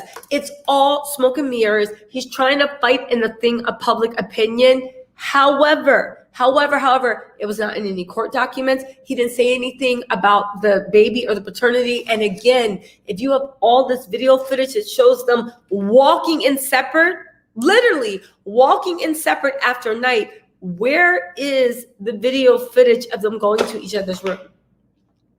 Where's the video footage of them kissing? Where's the video footage of them even standing too close to each other in the fucking house? You got all this video footage, but again, the fact that you knew how to get the video footage, the fact that you had those text messages, it all screams, right? It all screams,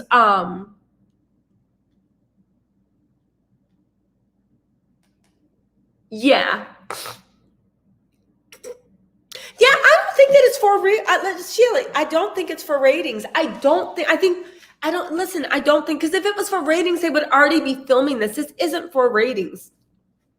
Y'all, listen, I don't understand why you think this show is so powerful. I know they did it on Love and Hip Hop, but this was a Mona Scott Young production. This is the Real Housewives of Beverly Hills and Bravo. I don't think this is for, I think this is actually real. FALYNN has 3 kids. Simon has 5. Why would for production you be calling the mother of your stepkids if they actually are faking everything from a child of God, saying that she's sleeping with her personal assistant? I understand with the Kirk and Rashida, because what else do they have going on? Seriously. But think about this. So let me get this straight. It's all for ratings. So it's all fake. FALYNN and Simon are happily married. They have a blended family. Simon has 5 kids.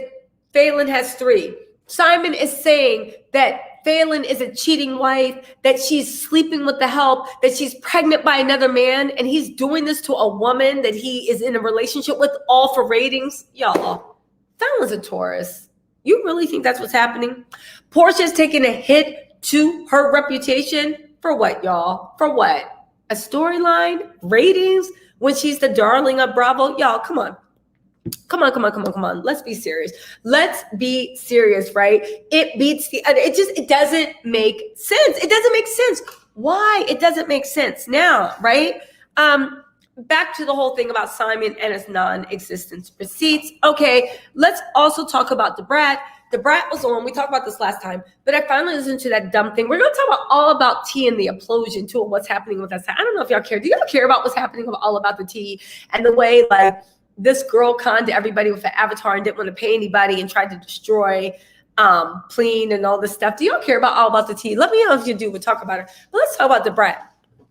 The Brat got on, and this actually makes me mad. The Brat got on got like Ricky Smiley's radio and talked about how FALYNN's a no one, and because of her not being a no one, she doesn't deserve to talk. We shouldn't be listening, and she's stupid. Now, I take offense like that because guess what, y'all? You might not have known this from my glamorous life, my glamorous vacations. You guys, I am doing a travel blog. I posted a video about like one of the things, but I have like 20 places that I'm going to show. But she's talking about like she's a nobody, this and that. Who cares what she has to say? Why is she doing it like this? All this stuff, y'all. I am sick of people forgetting where they came from. Now, don't get me wrong. It did strike, I hit dog or a holler. It struck a nerve because I'm trying to grow my YouTube audience. If you guys are watching this, can you please like this video so it can push me up in that algorithm? I don't care if y'all don't want to subscribe. I don't care if you guys leave hate comments. Just hit the like button, please. On your way out, be like, T said, you said dumb ass B, and then hit the like button. That's all I need. Y'all can say whatever you want in the comments, right? But I'm really sick of people forgetting where they came from. Remember when the Brat came out? I know, neither do I. But let's just play hypothetical. The Brat was a joke for a while, at least as far as I know, until she got that job on Dish Nation. I know she went crazy and hit a stripper in the head with a bottle, and she had like that, but I guess she like moved on past that. But until like Dish Nation, right? We need, Simon's definitely not a right. Yeah, Porsha just fumbled a non-existent bag, apparently. Remember when I said Porsha does not have discernment? That is a nexus of her jealousy with Kenya. You guys need to understand, not even jealousy, envy. Porsha envies Kenya's discernment. Now, granted, Kenya does not have discernment with men. I agree. But Kenya has discernment when things don't match. You know the way like some people were like, it's not even that serious. I'm not getting in. I don't care what Porsha does. It's not that deep. I'm not getting into her life.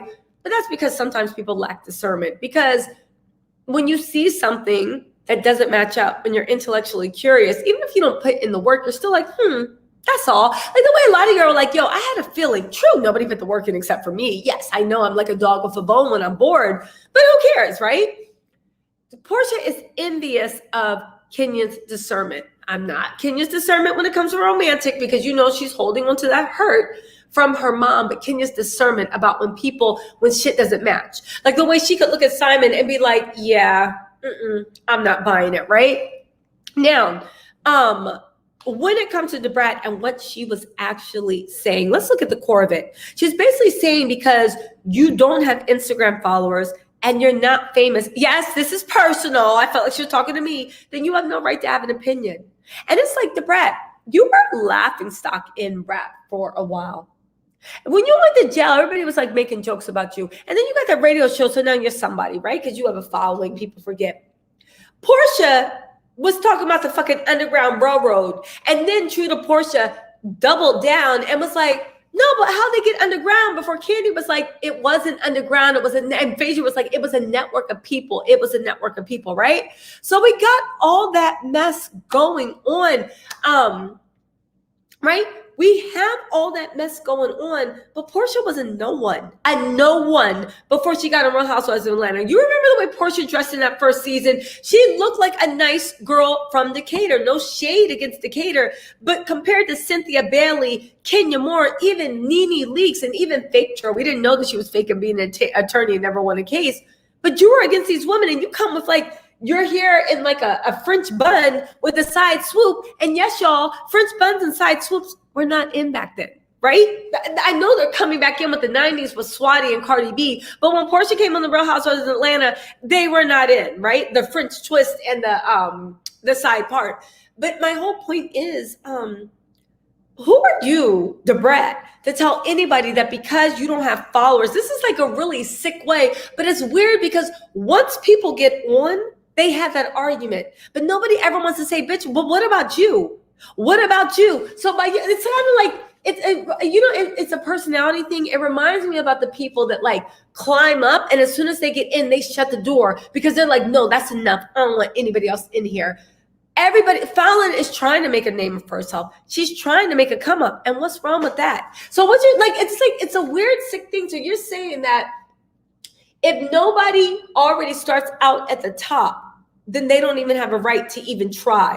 You know what they say? The only place you start at the top is by digging a hole for yourself. I just thought, I agree. The Brat was getting, listen, Suji chick. What's up, Suji chick? The Brat was, right? Oh, some cut. That's right. B, thank you. Let me start reading these comments. What's up, Prognosis? Listen, and let's not forget the Some Cut video. When Porsha was dancing in the Some Cut video, happy to be there. And I am not dogging Porsha out. Porsha, obviously, she got in where she fitted, and now she's one of the most beloved characters on one of the biggest network reality TV shows in the world, arguably. So it's like, I'm not disparaging Porsha's grind to rise to the top, but if you could be in a Some Cut video and you, the Brat, was a mocked left and right in the rap world and not even that, why are you a grown woman with your name still the Brat? But if you could be that wearing like your rubber bands and braids, like you're 5 years old, still not judging, but I will judge because I didn't like what she did. But it's like, why? What is it in the society now and that's why so many people are afraid to do things and try things and grow. The fact that you feel like you need to be at 100 and the people that have already made it are saying, oh, how dare you? You don't have a right. But all they're doing is just trying to close the door behind them. I just thought it was like, there were so many levels to Brat that I was just like, yo, it's giving Mean Girls. It's giving vibes. It's giving allegedly protective lover vibes. Let's talk about that, right?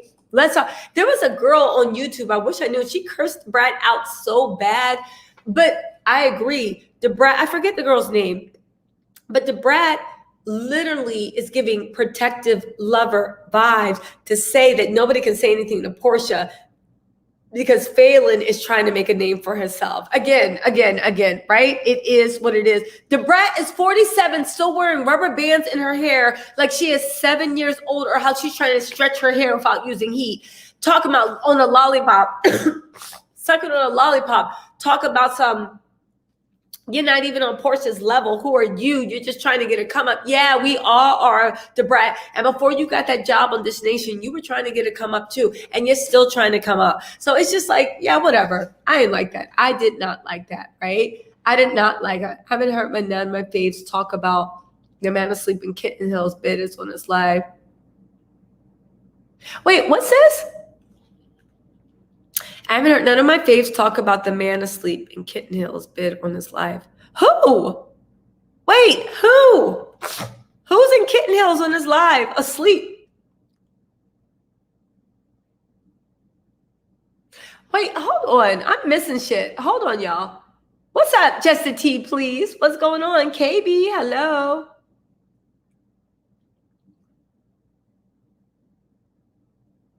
No. Atari, no.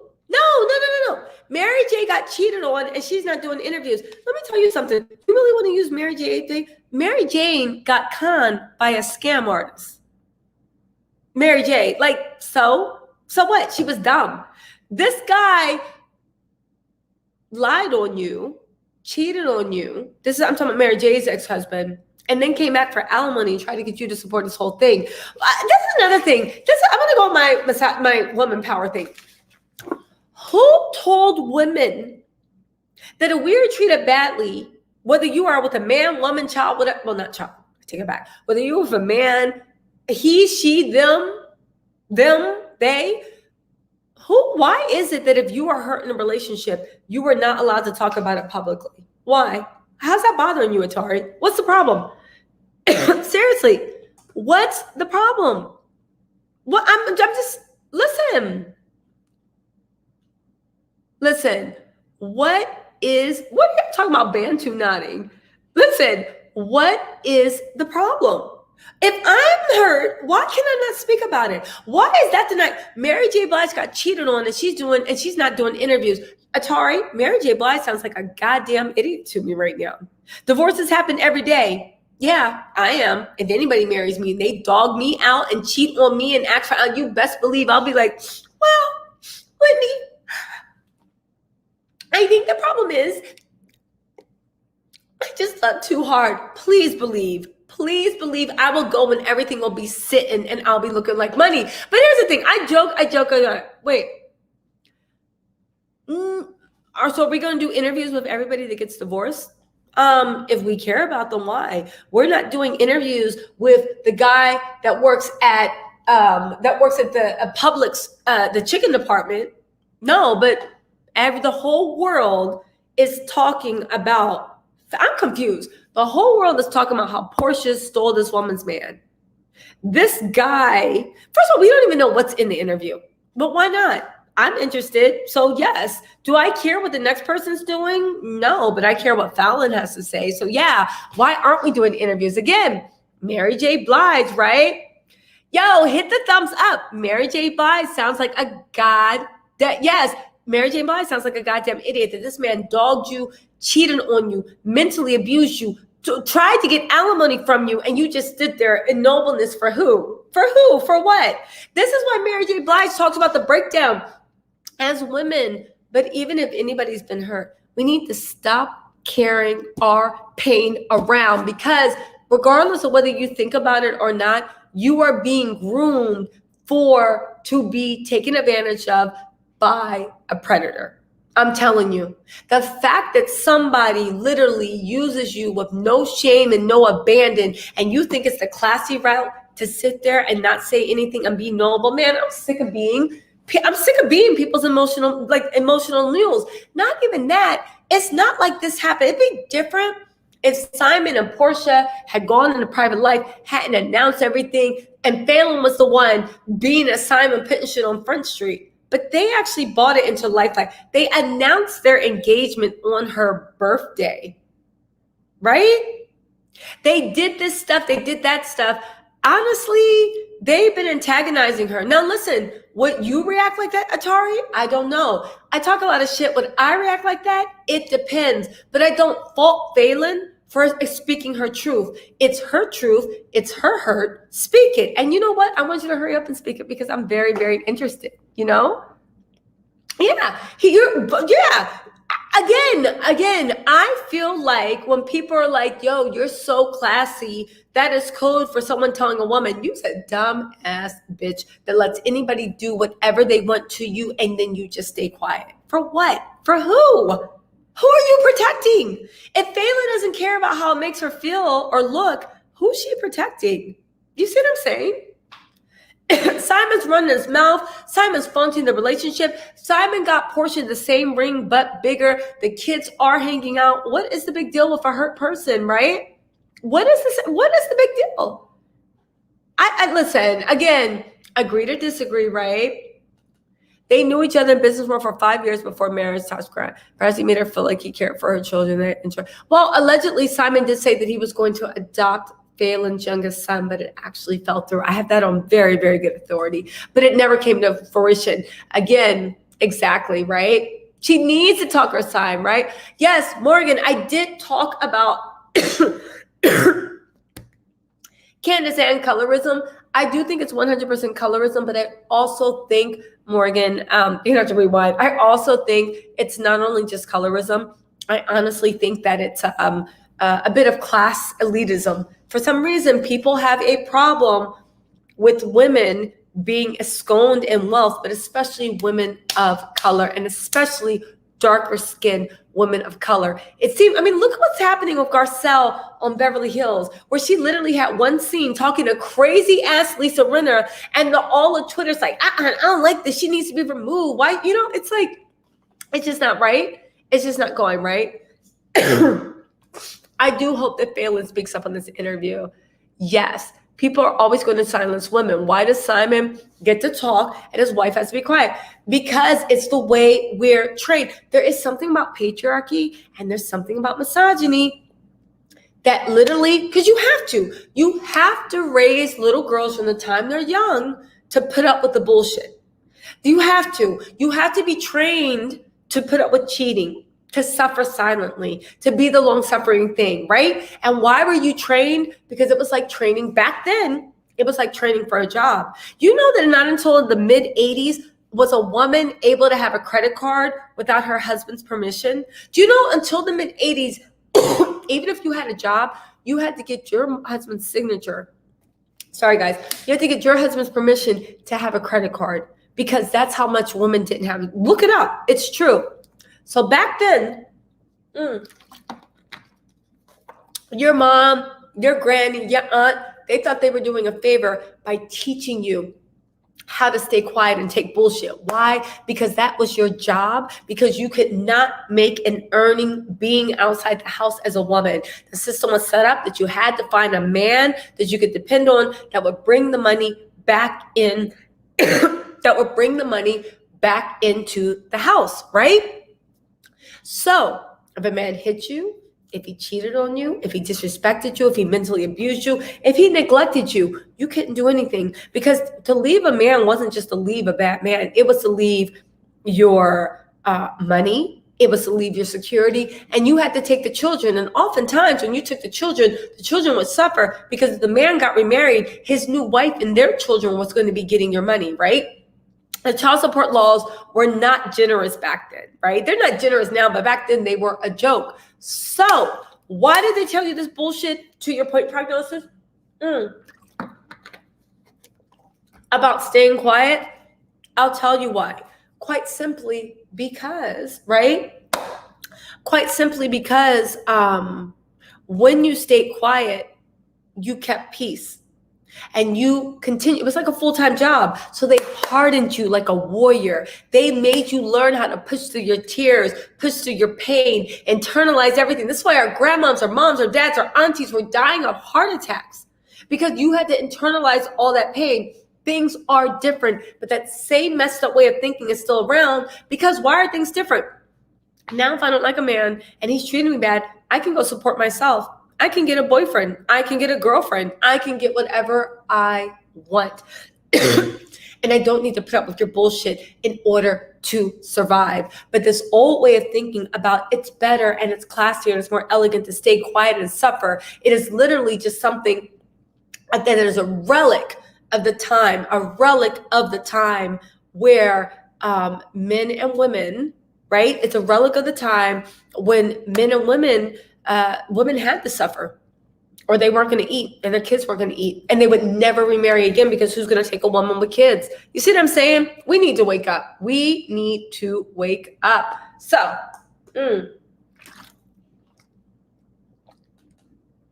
what do people think about like Keisha joining Real Housewives of Atlanta? Listen, I have this theory that they literally want to do a hostile takeover of Real Housewives of Atlanta. I think that they think the franchise name has value, and they want to get rid of all these people that they are paying millions and millions of dollars to get younger, cheaper talent in that hopefully will attract the younger demographic, but they'll also work for cheaper. Light-skinned Keisha is not getting paid $1 million. Even if she's on for 10 seasons, they're never going to pay her $1 million, right? Just because she's coming from Love and Hip Hop, and you know the way Mona Scott Young, what did Alexander Rogers say? She feeds them chicken dinners, right? So light-skinned teacher coming on Real Housewives of Atlanta, I don't know. I find her amusing. I just don't know the future. Again, why can't they just say like why can't they just make a new show that has the Drews and the LaToyas and the light-skinned Keishas? Why can't they just do that? Instead of like sullying Real Housewives of Atlanta. I don't understand that, right? You know? Word on the street is Porsha's almost broke. Her horsehair is sleeves here. Listen, El Sky, I don't know about Porsha being broke. I do find it odd that she seems to date out of desperation. And this is just allegedly outside looking in. I know I'm not in bed with the girl. I don't know what's going on, but Porsha's gorgeous. She has a beautiful body. I say this all the time. She has a beautiful smile. She has a bubbly personality. She's fun to be around. I don't understand why Porsha didn't take everything that either God gifted her or she gifted herself through a gift card in Dr. Miami. I don't understand why Porsha has not, right? I don't understand why Porsha has not had access to actual real wealth. Even the way with Simon, the hot dog king, maybe Porsha just stays in the Atlanta area. I just don't understand how she is like, I mean, even look at Beyonce. Beyonce married Jay-Z, but Jay-Z is like a billionaire. You see what I'm saying? Like, why she hasn't done like a Tina Turner and go marry somebody in Europe? I just don't understand why this level of man, maybe that's what she wants. Maybe she's comfortable like that. But it just puzzles me that this is the level of man, because again, Dennis and Simon might be a come up to a Jessica Harris, but Porsha Williams, no matter what you feel about her, success-wise, is not a Jessica Harris. And that's what makes me think like, huh? So I don't know. I don't know. She doesn't, I don't know. Or maybe, I don't know. I don't know, right? Let's see. Yeah, she would. They would have turned around and blamed her because they were having, what? Who was having threesomes?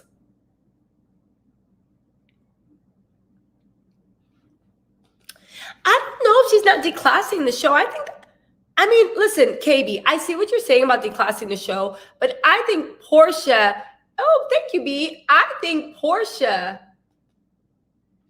yeah, I do agree, B. Porsha has super, super low self-esteem. I agree. And that's what it is. That's what it is. Porsha talks about, I saw the thing you were talking about, B. You told me, you're the one that put me down on this.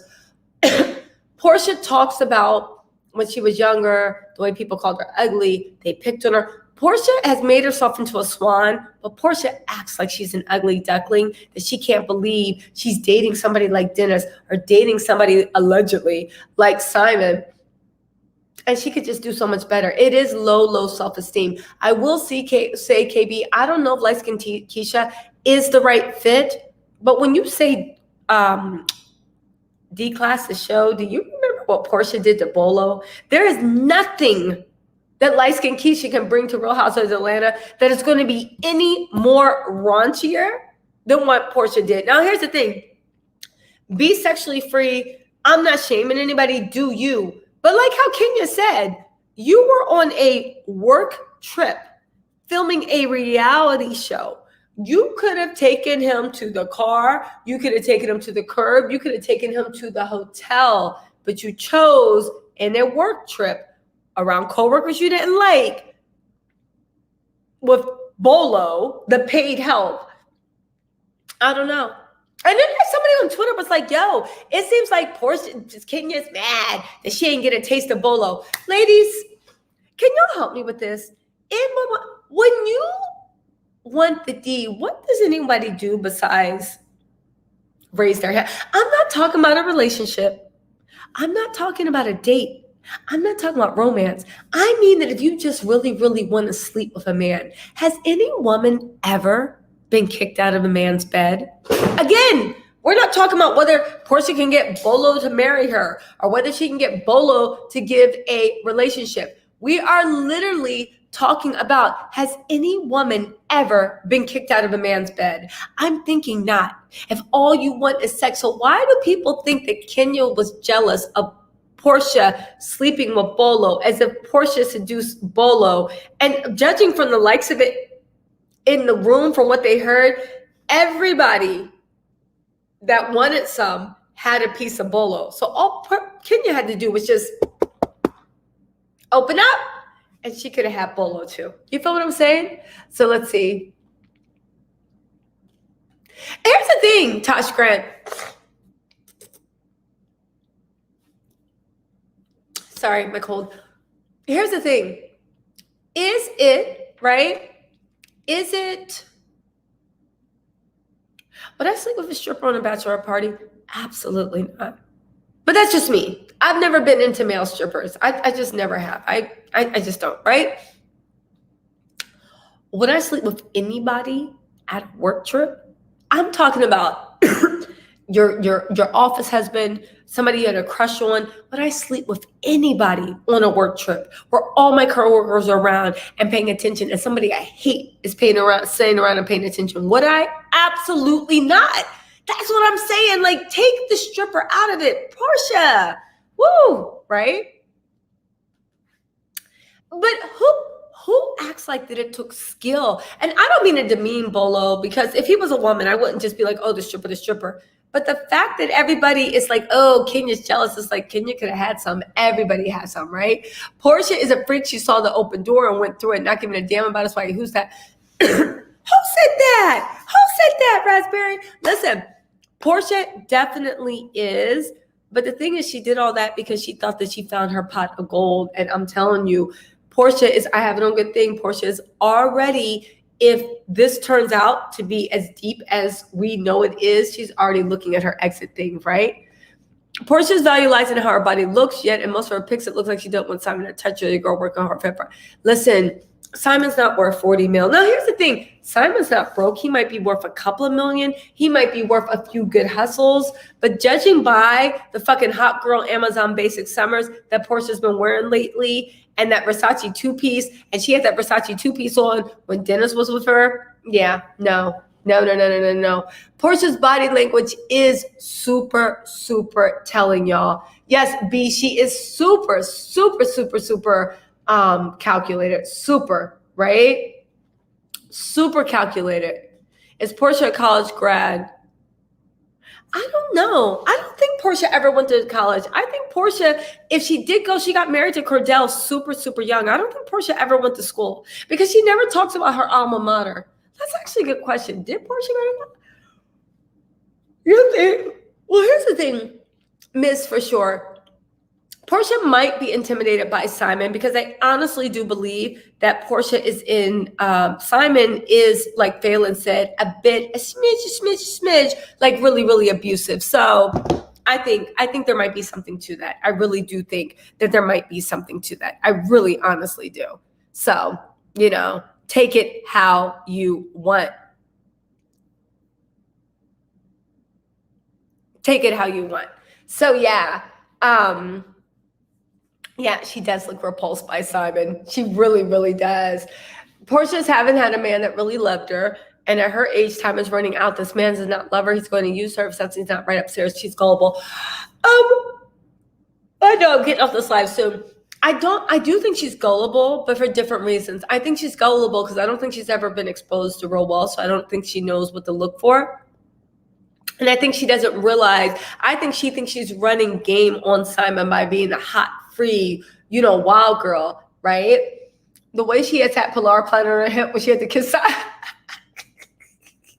here was Pilar on her hip when she had to kiss Simon. She was like,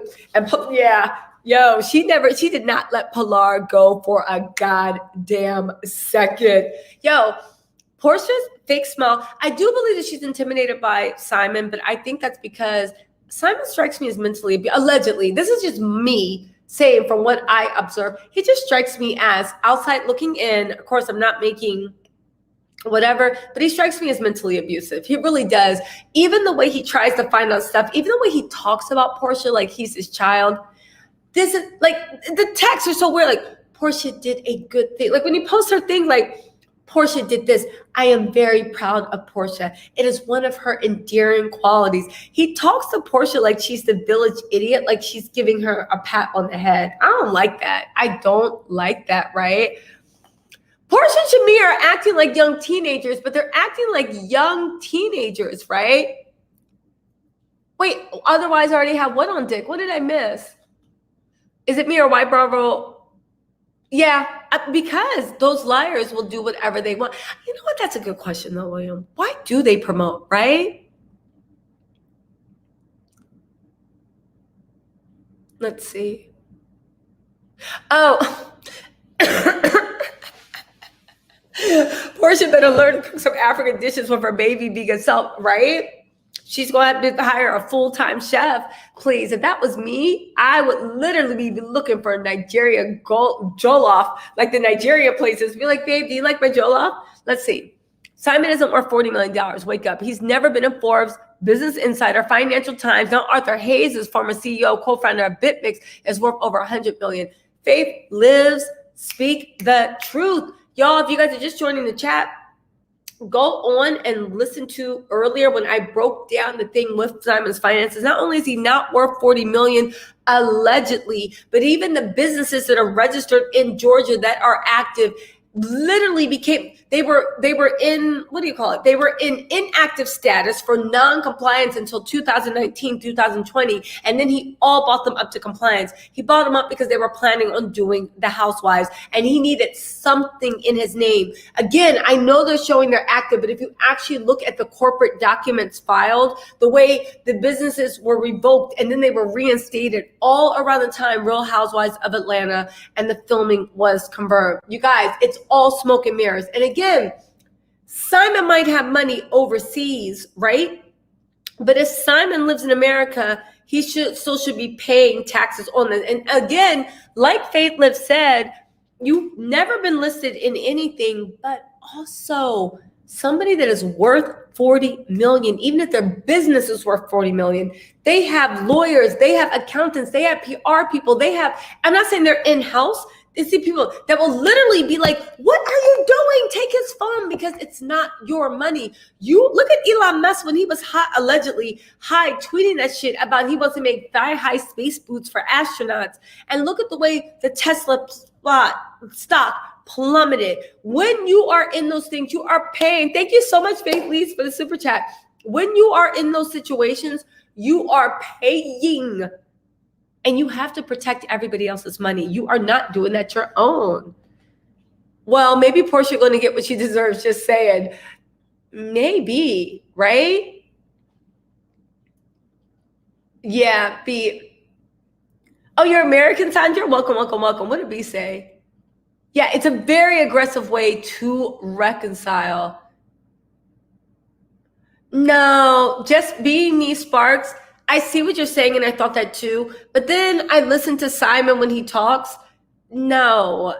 I see what you're saying, but Simon, paternity, no. He doesn't talk very, very formal. I see what you're saying, but no. Even if it's formal, he still talks down to Porsha. Do you see what I'm saying? My whole point is there is a condescending nature for the way he describes. It's one of the many things I find enduring, right? Instead of saying, this is why I love her so much, or Porsha did this, I am very proud of what she has accomplished. I know it's a second language, but it's very, very formal. And he didn't talk like that when he was talking to FALYNN and when he was on The Real Housewives, right? Simon does seem to be very, very mean. Grandma, you said maybe Porsha. I believe Porsha made a bad chess move and her 15 minutes of fame is counting down. And that dish is only because she was on Real Housewives once. Yeah. I don't know if her fame is rounding down because Porsha is super, super charming. I can see her getting other jobs. Side note, Miss Social Justice Snatch, I don't believe she wished Breonna Teller happy birthday for the anniversary, but she wished Tamika Mallory happy birthday. Just something to keep an eye on. Y'all, we have 326 people in this chat. Can we take a moment of silence and hit that like button? Is it over here? No, it's over here. Can we hit the like? Can we do a thumbs up? Listen, y'all don't gotta follow me. You ain't gotta lie to kick it. I'm happy with you in my live, even if you're not following me. You do not have to lie to kick it, but can we give a thumbs up? It helps me with the algorithm. Listen, I'm the one of those people that the Brat was talking about just trying to make a come up. It's me. I'm the person trying to make a come up. Can y'all help me try to make a come up? Support a Black queen, please. Right? Or, hold on. As Monique said, support a queen in training. Ooh, I'm messing my bonnet up. Support a queen in training. Let me get my baby hairs out. This is the way I travel with my bonnet. Yes, I have my moment. Support a queen in training, y'all. Like Monique said, I'm always going to be in training until I take this damn bonnet off. But I'm not. Call me Harriet Tubman. Because I'm taking y'all to freedom. There we go. Why am I talking shit about Harriet Tubman? She was a great woman, right? Please hit the like button. Yeah, there we go. Well, listen, William, what's wrong with being ghetto? What's wrong with being ghetto? That's what the barrio is. Half the shit in Italy we see get like, what's wrong? Okay, and what's wrong with being ghetto? I'm being dead ass serious. What is wrong with being ghetto? The whole world is trying to address ghetto. Have you not seen the girls on The Real Housewives of Beverly Hills wearing their scarves and their door knocker earrings, and Dorit's always dressed like she's an extra from the little, like dressed like Jada and the baby. Like, what's wrong with being ghetto? What's wrong? That's right. Also, like the writer said, as far as Nigeria being colonized by Britain, very formalized, right? No. I'm gonna hurt you just being me, Sparks. You said he just stares at the ladies. Let me tell you something, right? Yes, come through with this helmet. I got you. Listen, William, you may see ghetto. I see a helmet of salvation. You may see a bodysuit. I see a breastplate, a battle. That's right, right? No, William, this is a helmet of salvation, right? That's right. I think Simon was abusive to fame. I agree with that. I agree with that. That's right. Shalene said the way he be taking off that bonnet is killing me because I don't want to mess up my edges. See, this is what Monique didn't know, right? Why Monique's husband, and I swear to God, I think Monique made that bonnet thing because probably her husband was looking at the booties in the pajama bottoms because, you know, pajama bottoms make everything hit just right? And she was just like, nasty girl with bonnets. Yes, that's right. Got my helmet of salvation. Oh, did it? I didn't see Star Monroe. What did they say about Simon? No, but here's the thing. The bankruptcies and all this stuff, that's what you're talking about? Yes, that's actually important. But my whole thing was even these businesses, they're all shell companies. They're all fronts. But also when it comes to the way his first wife and he left his second wife and the third wife and the outside child that he had and then the Jessica Harris, you're literally picking up, no shade to strippers, but you're literally picking up a girl who does not like you and is with you because you are basically paying her. I'm not saying she's a prostitute. I'm just saying Jessica Harris, she's a breath of fresh air. She does make it known, like, I'm here for the money. What's up? Where's the money at, right? Good for her. I appreciate that, right? But you're with this girl and you're cash apping her from Simco apps. Like, Simon, shut up. You ain't never did nothing for anything in your life, right? They love, but there's the thing, Shelly. Dorit and Erica love black fashions, but here's the thing. If you go into any designer store right now, go into Christian Dior, go into Balenciaga, they're all copying black streetwear. The same shit that honestly 6 years ago, 8 years ago, 10 years ago, where everybody in the hood was getting dressed like that, going to the sports bar and their sneakers and their, Coogee sweaters and like whatever they used to wear, right? That they got talked shit about. Now everybody's wearing it and it's okay and it's acceptable. Do you know what I'm saying? Again, right? Let's see. It depends what the Africans put in a prenup, but it's talk she's not going to sign one because that's why her and Dennis work out. Her African has 5 kids, so she could change her mind. I don't know. I don't think so. Hasn't Porsha? You know why? Because Simon, who was it that said that, like, one of the posters subscribers, I forgot her name, was like, her dad is an old Gemini, and she said the older Geminis are super, super cheap. Simon, either he doesn't have the money or he doesn't see it. Porsha thinks that she's getting a big fish. So what Portia's doing is old school game. Portia's literally running game on her, the same game that Dennis ran on her. Remember when Dennis was showering her with gifts, trying to make it seem like his thing was overinflated, and Dennis was showering her with gifts?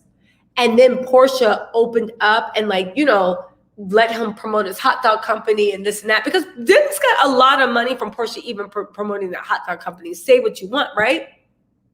It put him on the map. Even though when people go to Atlanta, they want to stop and eat by his hot dogs. I don't know if they're still open, but he wanted to eat by the hot dogs, right? Portia's not posting it because she's thinking she's going to do what Dennis did to her, which is invest in Simon. And then when Simon feels comfortable, he'll invest for her. But Simon's comfortable using a woman. He is. I wonder if she'll get that watch back. I'm just wondering, right? Let's see. What other new comments, right? Porsha made him get those big-ass piano keys for teeth same time. But you know what, Amaria? I don't know, right? Are you doing an activism special? Yes. I don't know. I don't know. Who's Isabel Mitten? Who's that? Yes. You can go out and come back in and hit the like button. But my whole thing is, did Porsha make him get those keys? Or was Simon already thinking that he needs... Probably Porsha did. Because Simon was with his little Wolverine teeth that looked like he was eating concrete dipped in cinnamon. All right, let's see. Her daddy was mad. They made him take it down. Oh, did they? I need to follow Stan Moran.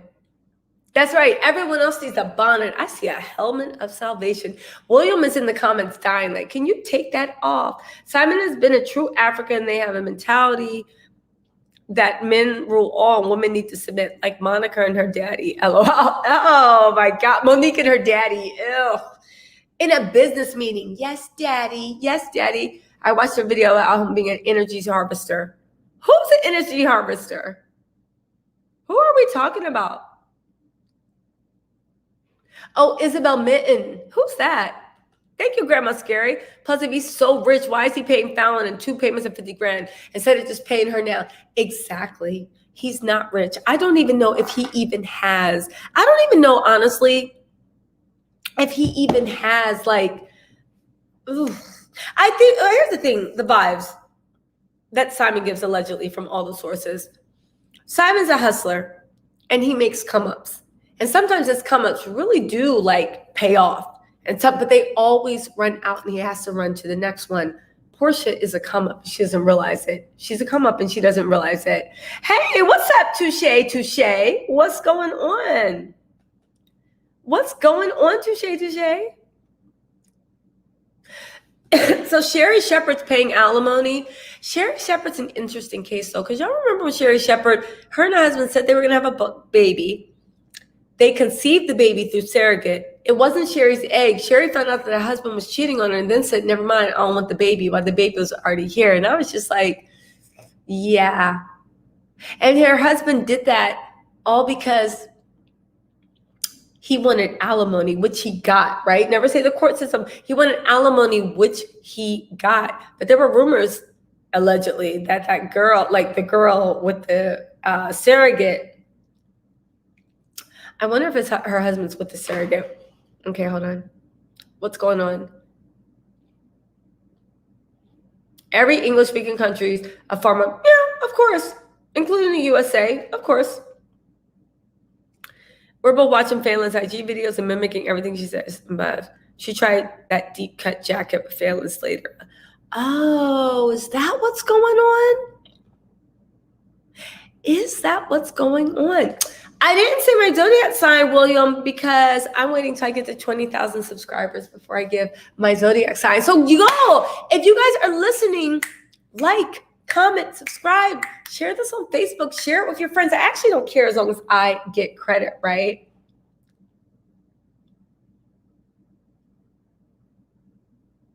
Okay, let's not get in the diaspora wars. There's not shit men from every race, color, culture, Let's see.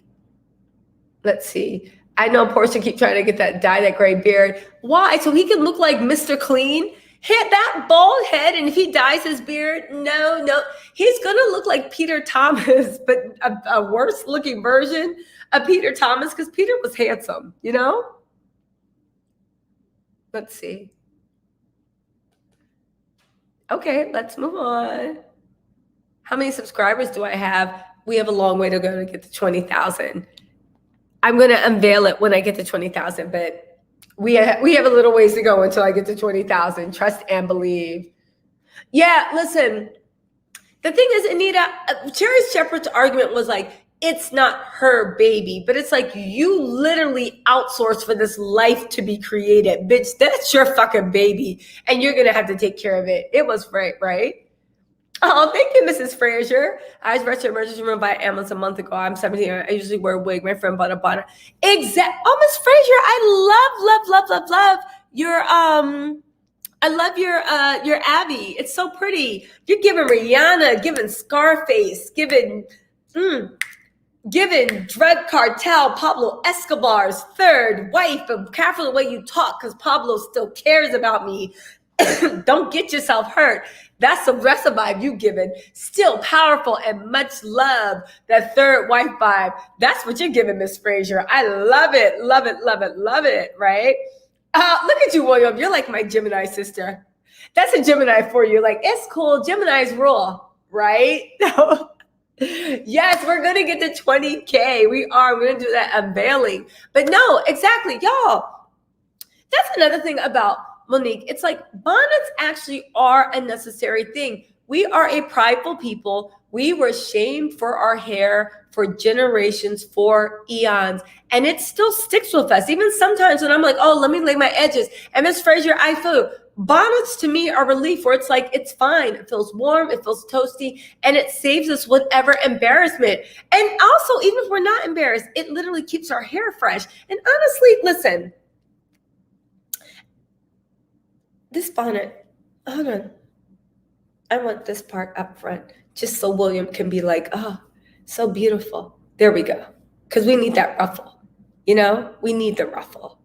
Side note, why was I on Instagram and they're starting to sell bonnets to non-Black people, but the bonnets, the same bonnets, they have different patterns, but they still all look like bonnets. But you know how bonnets, you go to CVS or the Chinese store, they're anywhere between $1 or $5.99, depending on where you get them from, right? Why were these bonnets like $49.99 and they weren't even silk? And I was like, see, you're not gentrifying the bonnet. I'm going to take my bonnet, right? Exactly. Moni loves, right? The warm and toasty bonnets of salvation, and your hair just puts pin curls. Exactly. Oh, thank you, G. Thank you. I appreciate that. I'm talking about formal versus casual. Yeah, but here's the thing. It's not about the formal. You guys are missing my point with Simon. It's not the formalness of words. It's the choice of words. I'm used to people speaking formal, the king's English, the queen's English, whatever you want to say. That's not it. It's the condescending words. I'm very proud. It's I'm telling you. And we've heard Simon speak. He doesn't, it's very condescending. In my opinion, right? The text messages were insistent he wasn't showing how comfortable Simon was with their friendship. Listen, Simon set FALYNN up that night because I think at that point he knew he was leaving FALYNN. And being a Gemini, William, you can get in on this, right? Oh, I appreciate you too, Miss Frazier. Look at you giving Pablo Escobar's third wife, who he still loves, and he'll go to war for, right? Giving the Bang, the Scarface, giving Rihanna, giving everything. I love it, Mrs. Frazier, right? Esther, don't say that, because first of all, listen, I'm sure you look beautiful in your bonnet too, but we have to cast apart these chains that have shackled our mind, right? This bonnet is warm and toasty. Let me turn this air conditioning off because it is getting toasty. That's cold. That's why I put I hate air conditioning. I mean, I appreciate it, but I hate it, right? Yeah, the law was actually passed in New York City. It used to be legal that if you wore braids, if you wore natural hair, if you wore dreads, it was considered dirty and unprofessional. Well, not dirty, but they considered it dirty, unprofessional, and you were immediately could get written up by human resources, and you could actually get fired for that. So you know what it is, right? Let's see. Yes, managed mirror, $50. B said, there's such a lack of respect for boundaries when it comes to Black women's bodies. Everyone at Uncle Swing feel true. What we wear, what we don't wear, all of that. I totally would not wear bonnet, but I do wear. Nevertheless, I wear those satin line beanies out in public because they're, I've never tried the satin line. Do they actually work?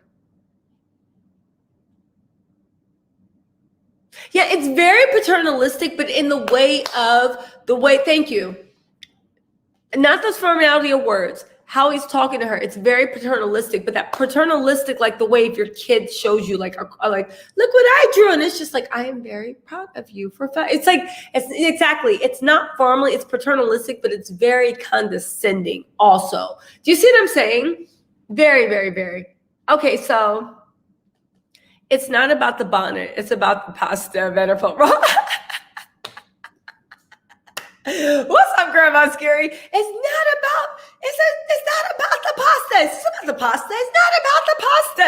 It's about the pasta. It's not. That was the best scene. Who was that? Lala and James. Is this about the pasta? It's not about the pasta. That was so funny, right? At my high school, they would braid their hair having grease on their scalps. Exactly. Yes. Very, very paternal, very patronizing, right? Stock up. They're going to gentrify them. Oh, thank you, Grat. I'm too old to care. I was outside last week. I realized I was in my jammies. Yo, I go outside in my pajamas. No, here's the thing. I feel like this is a generational thing. When I say I go out in my pajamas, I mean, don't be wrong. Sometimes I go out in my pajamas and you can tell I haven't even taken a shower. Why? Because I am in the supermarket in my pajamas and there is still sleep in my eye and I still had the pillowcase dent on the side of my face. So clearly I just woke up and I had to run out to get something, right? Clearly. However, most people that travel or actually walk around in pajamas, y'all realize they actually put on, like, when you go to travel, you get up, you take a shower, and you have your pajamas laid out, and you put your pajamas on with a pair of comfy shoes, and you go to the airport. You see what I'm saying? I think people are associating pajamas with not taking a shower or to being dirty, and unless you see pillow prints, or like the makeup's messed up on one face, or there's just like some type of dent, or it's like, I'm sure people took a shower. They didn't just wake up, right? Also, inquirer wants to know, why F was Simon not with his wife on Valentine's Day? Well, FALYNN I have no good source that he was mad at him. She was mad at him on Valentine's Day, right? Yeah, but you're not 64. What is between? Oh, Grandma Scary, you are hilarious. You remind me of my mom. Like your humor, not anything else, but like your humor reminds me of my mom. Okay, you guys, are we commenting, and subscribing on this video? Oh, wait. What is going on? Hold on, y'all. What's going on?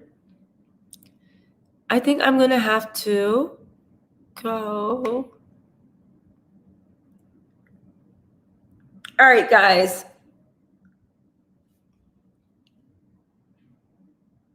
Books in Miami on oh, we should. All right, y'all, listen.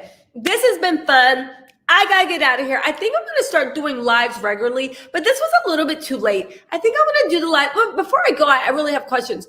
Do y'all think lives are better at 6:30 Eastern Standard Time, 7:30, 5:30, or even 9 a.m. in the morning? What is better for lives? I'm gonna do what I want, but I'm just trying to take the temperature of the room. When do y'all like doing lives? It's lickety split. Exactly. According to Jayne, he went to Miami and Costa Rica on Valentine's Day and left FALYNN to take care of his autistic sons. And yeah, I believe that. I believe it. 5 or 6 is a good. Hey, sugar dumpling. I didn't see you come in here. What's up, mama? Wait. 7:30, 6:30, 5 or 9 p.m. So it'd be nice if it's later. Susie Chick was like, well, I'm on Pacific Standard Time, so we can have this at midnight Eastern Standard Time. I'd appreciate that. 6:30 is good. 6 or 7, 7:30, 5:30. All right, B, come through with that London time. Where else? I literally was supposed to be in London this week after I left Lisbon, but I had to come home. Well, not home. I had to come back to the States for a little. I have to take care of it, and then I'm flying out again. Let's see. William, stop, my little Gemini. Look at you. That's how you know with Geminis when they're trying to find something, because that's the thing people don't realize about a Gemini. And you have to be super careful what you tell them because they pick up clues and everything. I mean, I know I talk too much and you probably have a million clues, but like first it was like, what's your sign? And I was like, I'm not telling. And now William's like, what's your career field? I'm not telling that either. Because if I tell you my career field, you're probably going to figure out well, that's not true because my career is actually in my bio, but model, entertainer, actress, mind reader. There's a tarot, but also it's going to be what do you call it? You're going to figure out what my sign is if I tell you what my education, my background is. You know. Thank you. Oh, the Nene Leakes interview. We talked about that, but we can talk about that a little bit more. Nene was just being like. Here's the thing about Nene. Like all Sagittarius, when they don't like someone. Nene was being a hater, but she wasn't wrong. She said that Marlo sells herself too short for the peaches. And I thought it was messed up. She said she doesn't think that Marlo should get a peach. I thought that was really messed up. Like, why are you stopping Marlo's bag? Maybe because Nene feels betrayed by Marlo. I don't know. I found it interesting, the interview. The one person that she didn't bash or have shit to say was about Kenya. She alluded to someone that might be Cynthia, might be Kandi, might be Porsha, but she didn't have shit to say about Kenya. So I thought that was the thing. Oh, thank you, Mrs. Frazier. Oh, you are a Cancer. How'd you know my mom's a Cancer? Yes, my mommy is a Cancer. Yes. Wait, mommy, is this you? Is this you?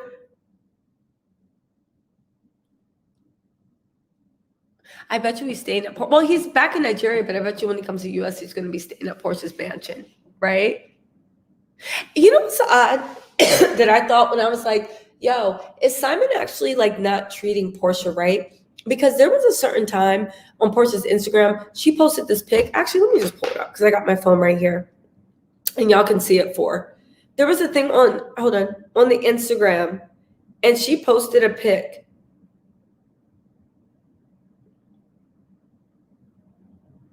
And it said, no makeup on. And she said, nowhere to go but up. I don't know why. That actually made me feel, I know y'all gonna dig into me, but it actually made me feel a little bad for her because when people say nowhere to go, when people say nowhere to go for up, that's usually what people drink warm pirate juice. You're getting a cold. What's pirate juice? Is that the lime, the rum, and the honey? Passengers are nice, but will take a do. Oh, okay. Well, all right. Yeah.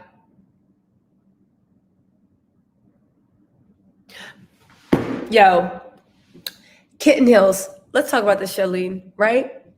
Remember, I was watching a thing on Tasha K, right? Anyway, Porsha saying there's only one to go up. It made me feel like, yo, when my Instagram is Tattle Tells. You guys can follow me if you want. I'm right there, right here, Tattle Tells. But it made me think she had a hard time, because when I say there's only nowhere to go, that means I hit rock bottom, and I'm like, the only where to go is up. But let's talk about Kevin Samuels, Kitten Hills. That's what y'all was talking about. I'm gonna make a video about it. But all I can say is, when I was watching Tasha K, and Tasha K asked Kevin Samuels, "You're such a hand." Oh, look at this. I got let me take this bonnet off, right? Oh, pineapple juice. Okay, I will try pineapple juice. Look at this. This is the only thing I don't like about the bonnets. This ring it puts on your forehead, but I have to wear the bonnets down here because my edges are weak, and every time I put the bonnet too close to my edges, it rubs my edges out, So I have to put the bonnet down here. Anyway, y'all know these are the things that happens with bonnets. But he was Kevin Kittenhill Samuels was on Tasha K, and Tasha K was like, "You're such an attractive man," like blah blah blah blah blah blah blah, and saying all this damn mess. And she was like, "Who are you dating?" And he was like, "Oh, and that's when I was just like, yo." He was like, "Yo, the woman I date has to be secure. And I'm not just going to announce anybody until I know that she's I'm paraphrasing, that she's the baddest and this and that. So it's a training process. She needs to learn her place, but trust and believe that when I step out with someone, I'm going to be holding their hand and we're going to be married and I'm going to know she's the one." And Tasha K was like, all right. Tasha K, that's what you do. Keep those hoes hungry. However, I remember sitting there and I was at the watching YouTube on my video, on my bed, in my bonnet. I'm going to give you a replay, looking at the screen like this. I was looking at the screen like that, right? That's how I looked to my phone. And I remember thinking, yo, this is giving 6th grade person that never had a girlfriend talking about, for summer camp, his girlfriend is a model that models in Europe all the time. Those kids at summer camp was like, "You ain't got no girlfriend." And they're like, "I have a girlfriend. What's her name?" "Her name's Naomi." "Well, how come we never met her?" "Because she lives in the UK and she models all the time. And we only see each other in summer camp. But here's her picture." I would remember thinking like, yo, Kevin Samuels is such a liar. And I remember thinking, yo, I don't think that that's why you don't ever have women around you, and because you don't like women. Now, I know I was listening to Erica De Niro, and she was saying it doesn't matter whether he likes women or not. He's a misogynist. And I understand that on a certain level, but there's also that deeper level that he feels anger and disgust that he even has to touch a woman, and that women keep him, in his mind, from living the truth. Plus, of course, he has hate toward his mom, because apparently his mom, according to him, who knows, was a hot mess. So I talked it up. It's like, maybe he's just like an incel and has serious, serious issues with women. But yo, I'm gonna do a video on that. I have a lot of thoughts on that. I'm gonna do a video, right? Porsha and Simon dating about 2 months now, and they're engaged to be married, and credit to you both, and keep up the good work. They have 3 weddings of their dreams, and y'all jealous. Everyone, Michelle Holmes wants us to know that Porsha and Simon dating about 2 months now, and they're engaged to be married. And congratulations to you both, and keep up the good work. And for the record, Michelle Holmes thinks that they're going to have 3 weddings of their dreams, and we are just jealous. You know what? Michelle Holmes, we've been laughing and joking on this live, trying to act like our lives are okay. But Michelle just exposed us and got to the heart of our matter. Everyone, let's have a moment of silence, because Michelle Williams just told us about herself. We are nothing but jealous. Thank you, Michelle. Thank you for joining the live chat and letting us know, right? Never heard. Yes, Reggie, what did Reggie say? He said, where'd you go, Reggie? Is that why you avoided telling me where you are from? Yes, because Geminis are too damn smart. Geminis, yes, Reggie, that's exactly why. Geminis are too damn smart. You're too smart for your own good. And on top of that, Reggie, you were like, Kanye West shares your birthday with Joan Rivers and also Donald Trump, right? And I was just like, yeah, you're too smart for your own good. You give it, that's the thing that people don't realize about Geminis. You can just be like, with a Gemini, what would you like to drink? And you're like, I think I want orange juice. And the Gemini will figure out 20 things about you just from you ordering damn orange juice. Don't play with Geminis. Do not play with Geminis. Yes, Kevin Kittenhill Samuel. One of the things was like Kevin Kittenhill Samuel. I don't know. I don't know if his beard's going to be a non-Black woman because Kevin Samuels right now is leaning deep. He wants to rebrand and become a dating guru. He's still misogynistic. He still hates women, right? But he wants to rebrand. So I think that his beard actually might be a Black woman. Now, she's not going to be helmet of salvation like Derek Jenks' wife, right? But she's going to be a Black woman. I don't. Porsha is still use filters because she's hiding her frog eyes with dark circles. Oh, don't say that, Anita. You got a roller left in your hair. That's right. William was so disgusted by the bonnet. You're going to make me put this back on, except for I'm trying to get rid of this bonnet print. I have two. I kept moving it up. That's the only, this is occupational hazard wearing a bonnet. Maybe it's the way my head's shaped, but these elastic bands are always, you wake up in the morning, you have to wash your face, take a shower, and then by the time you start doing your makeup, your face starts coming back up. All right. What is it? The man, it has been looking like big value now. Yo, subconsciously, Kevin Samuels wanted to get caught because why else would he do that? Why else would he do that? Let's see what the Geminis are trying to figure out. Reggie, it's Michael's. We're all jelly. We're peanut butter and jelly. Thank you so much. Oh, and Queen of the South will listen. No. Michelle Holmes, no. You guys, you just don't want to handle the truth. Michelle Holmes called it. Thank you, Michelle. Porsha been dating Simon longer than she say. That's why the reunion Porsha felt comfortable to say something about Kenya marriage. Now, exactly. Yeah, Kevin Samuels hates women, but he definitely hates Black women because he still has so much anger toward his mom and aunts. He has a lot of anger toward his mom and aunts, and he has that insecurity. We talked about his childhood. We talked about it. Yes. Oh, rosemary oil. Somebody told me that actually works for hair growth. I'm going to say it's a Gemini's one here.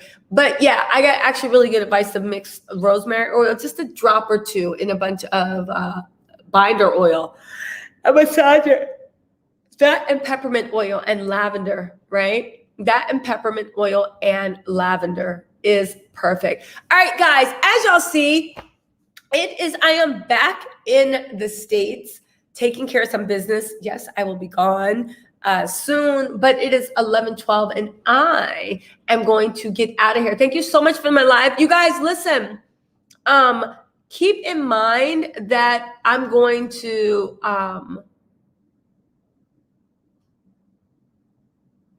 I haven't seen the bonnets that lay flat. Oh, I know what you're talking about, but those rub my edges out, the elastic band. The elastic. Is something wrong with man have a preference to dating? I don't get what the issue is with Kitten Hills. Have you ever watched Kitten Hill's show? It's not about the preference. It's not about the preference at all. But have you watched Kitten Hill's show? He literally breaks down women's self-esteem. It's not the color of the skin. He breaks down women's self-esteem, but he especially goes after Black women. Especially, he hates Black women. They remind him of his dad. It's not the Kitten Hills. It's not his preference. That's not it. Nobody cares about interracial relationships. Do you? Do whatever. Kevin can date all of Central America, half of Europe. He can do what he wants. Good night, Anita. You know what I'm saying? No, but Sandra, he can't have money in night, Grandma Scary. He can't have money in Nigeria. Well, he might, but if he spends over 180 days in America, he has to pay taxes on it, whether he's an American citizen or not. And if he's a resident alien, he has to pay taxes on that money. So when you're saying that he has money in Nigeria, if he's not claiming it, I don't know what to say about that. All right, everybody, KB, Shelby, everyone, I'm out of here. You guys, I just want you to know I'm going to start my travel blogs. I'm going to have some videos up for you guys tomorrow. And I'm going to try to maybe do a live Friday night or Saturday night. I think I'm going to start doing lives on Wednesdays and Saturdays or Mondays and Wednesdays, unless I'm going. Oh, what am I saying? FALYNN's interviews tomorrow, right? Okay, William. Listen, good night, everyone. FALYNN's, before you guys go, y'all, this is important. FALYNN's interview is tomorrow. I'm going to have a video up for it really, really quick. And then we actually might go live. If not tomorrow, maybe the next day, so we can get into the mess and actually talk about it. Because I think I want time to actually research. And the second video I'm making exposing Simon is going to be up. If you guys are interested, it will be in there for you guys to watch. All right, everybody. I will talk to y'all later. And also, William, watch Kevin Samuels. He is the original incel. Again, nobody cares what he likes to date. It's the negative. Anyway, I don't got time for this. William, you're a Gemini. You know exactly what I'm trying to say, because Geminis can finish sentences. Reggie, thank you so much. Thank you so much. It's Tasha. Thank you so much. Grandma Scary, thank you so much. B, and thank you so much. I think it was Faith. Thank you so much, Faith. And to everybody else that donated, I really, really, really appreciate it. Again, look out for the video response to FALYNN. It's going to be up soon after the video. And then we're going to actually do a deep dive into that. And this second part of the interview, and yes, getting my popcorn ready. Exactly. This feels like all old school. Does it, G? Okay, I hope that's good. I hope that's good. Good night, B. Thank you so much for joining me. Anyway, y'all, I gotta go. It's been real. I'll talk to y'all later. Bye. Oh, wait, what? Gemini, I knew it. That's why I was like, William, you know what I'm talking about. Let me move on. You know I'm playing with you. I know what's wrong with Kid Hills. This is Geminis. This is Gemini, and this is Reggie, William. This is light-hearted Geminis. Imagine when they're up to no good. Imagine, yes. Everyone, thoughts and prayers to Porsha, hands across America. All right, everybody. I will talk to y'all later. Bye.